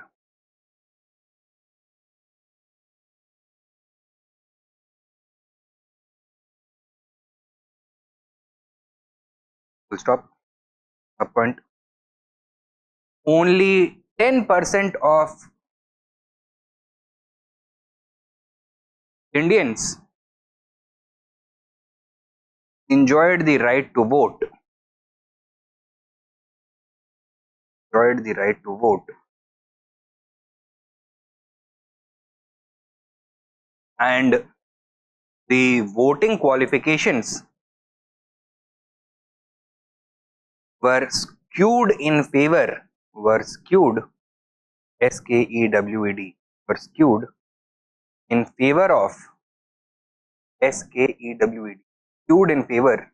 Skewed favor of the privileged section. The privileged section.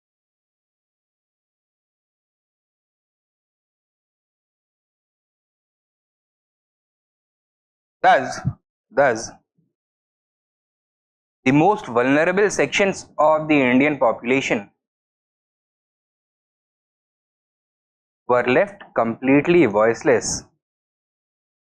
Were left completely voiceless.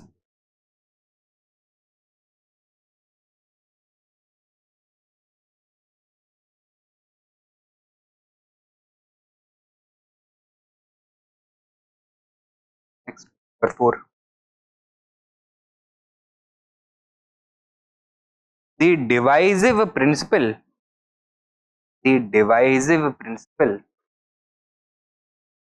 of separate electorates was expanded further.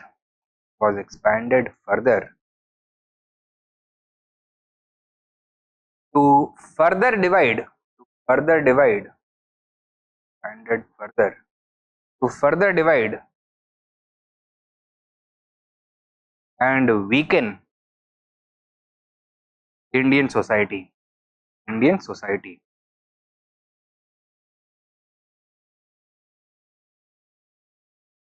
5, 4, number 5.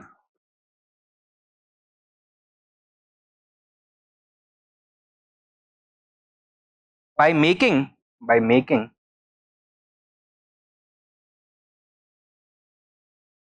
the participation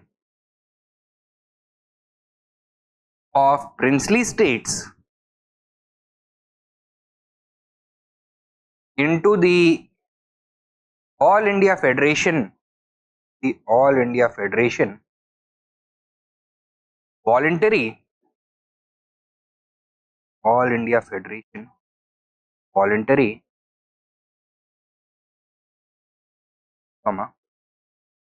the act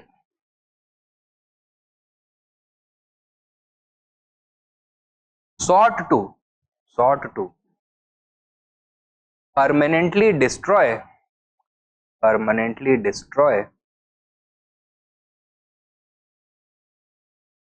the unity and integrity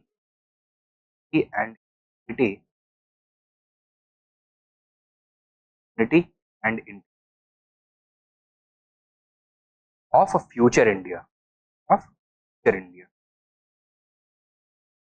Okay? Now, such principles, if accepted once, are very difficult to overturn because ये एक precedent establish कर देते हैं. For example, in 1935, the British clarified its regarding the princely states that their participation in All India Federation in future would be based on their voluntary cooperation. Nobody could force them to participate. and it would be very difficult to walk back or walk away from this position. Nationalists are definitely going to demand the compulsory participation of princely to any All India Federation, but princely states and the British are going to be on one side. British are then going to argue that that making participation compulsory would be unfair to the princely states, as it would constitute breaking promises made by the British to the princely states history. Okay? So by doing this, it put in place a permanent policy, and this was against the interests of Indian unity and integrity. Sub point लिखो. Further,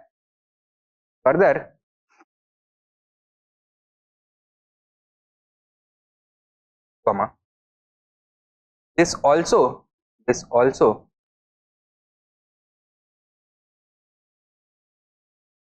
undermined the nationalist sentiments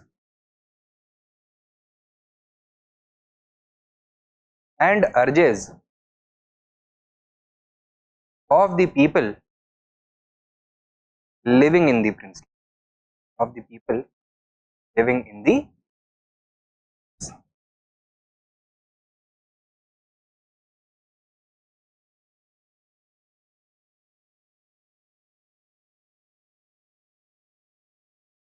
क्या हुआ है 5 और कुछ बचता है तो हमने हायरार्की इंट्रोड्यूस डिस्कस कर लिया है. पूर्ण स्वराज नहीं दिया था, वो डिस्कस किया है. We have All India Federation, we have discussed the hollow nature of responsible government, ordinary powers enjoyed. We have discussed the non-compulsory provisions regarding the All India Federation. और क्या बचता है? Is there anything else? नहीं. ठीक है, तो next main point लिखो. Therefore, the Government of India Act 1935, Government of India Act 1935 has been referred to as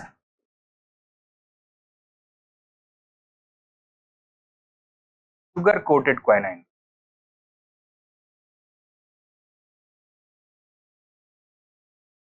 Quinine is a bitter medicine. ठीक है, मलेरिया को ट्रीट करने के लिए यूज किया. तो कड़वी दवाई को शुगर कोट कर दिया तो इसका मतलब उसकी कड़वाहट खत्म हो जाएगी?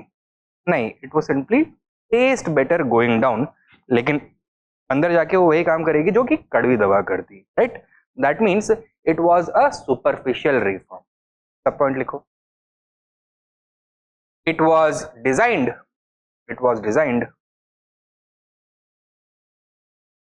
to perpetuate British domination or British dominion over India,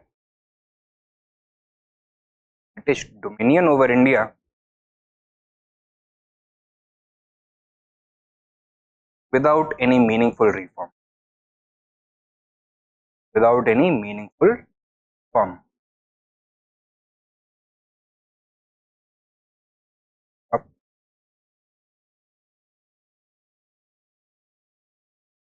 In fact, it was designed to expand the British apparatus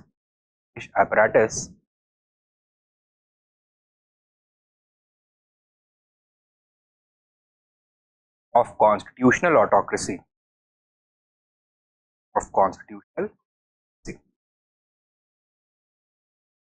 Take down a question.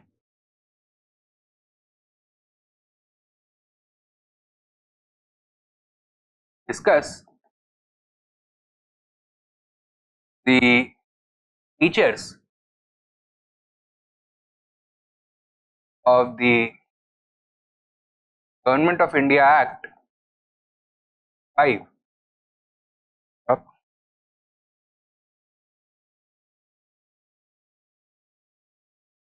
comparing it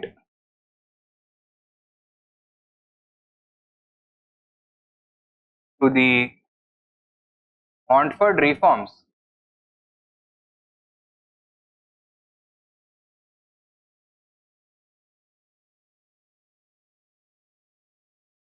discuss its strengths and weaknesses.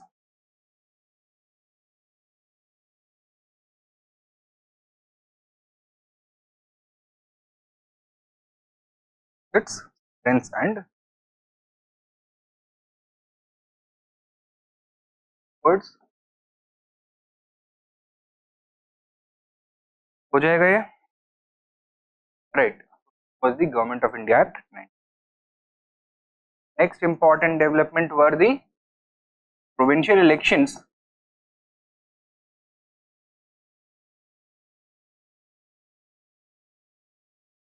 of the,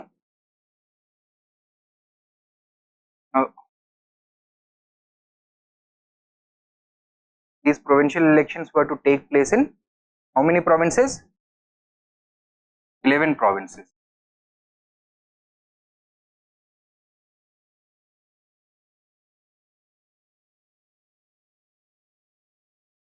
कौन कौन से? Assam, Bengal, Punjab, Sindh, NWFP, UP, Bihar, EP,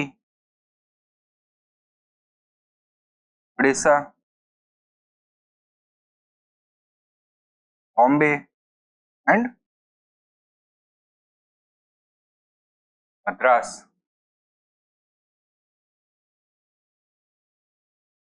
ठीक है. Broadly these can be divided into 5 Muslim majority provinces, 2 in the east and 3 in the west, and 6 Hindu majority provinces.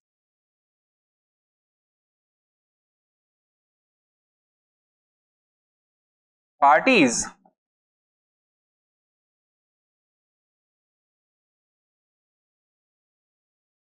that were fighting these elections, कौन सी? The Congress, Muslim League, Hindu Mahasabha,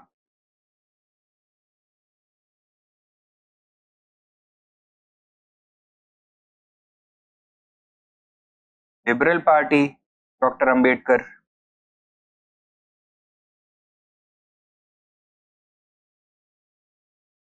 Justice Party, along with several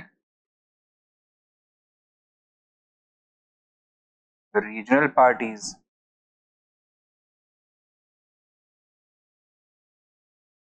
justice party का क्या agenda था?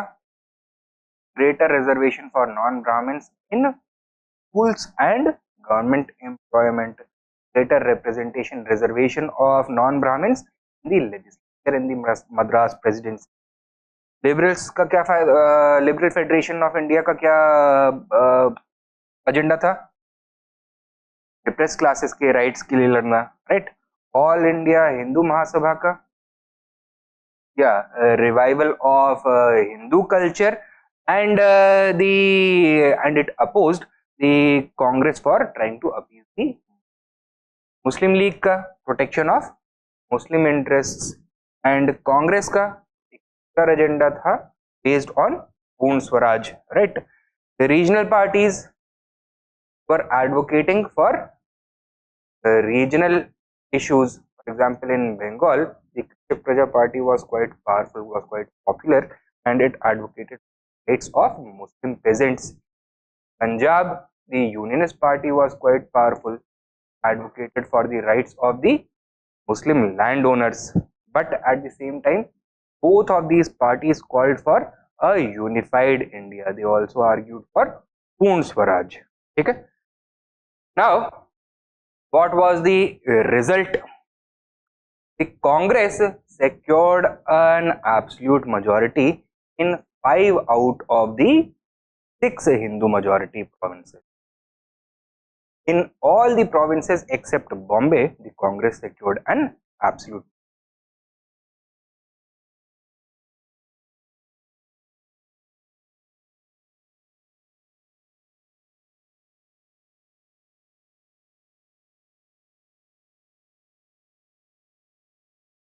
Okay.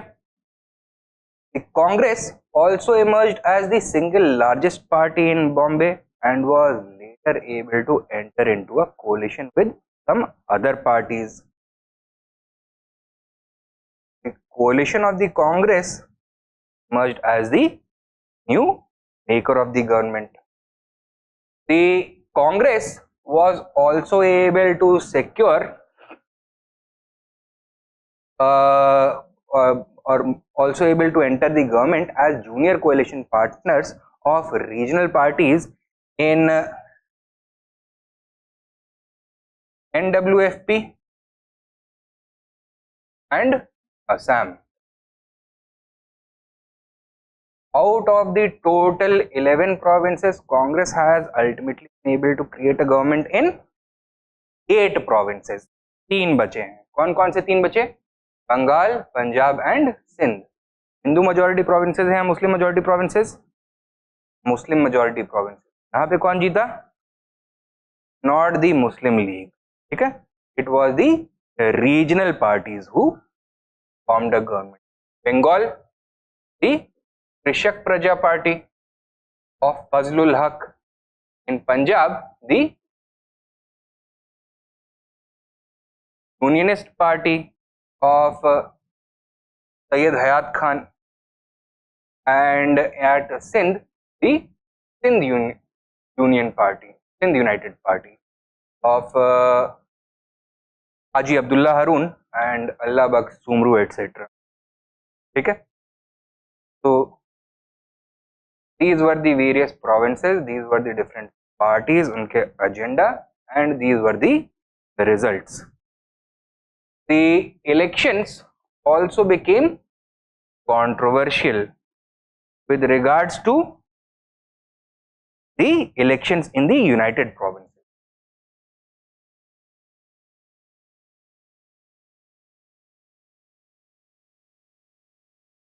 The controversy किसके बीच में हुई? Between the Congress and the Muslim League in general, between Nehru and in particular, and it ended up gravely communalizing national politics. ये क्या था and the notes we are going to do in our next class Monday को. चलिए then, any doubts? No? All right then, thank you for your time. See you guys Monday.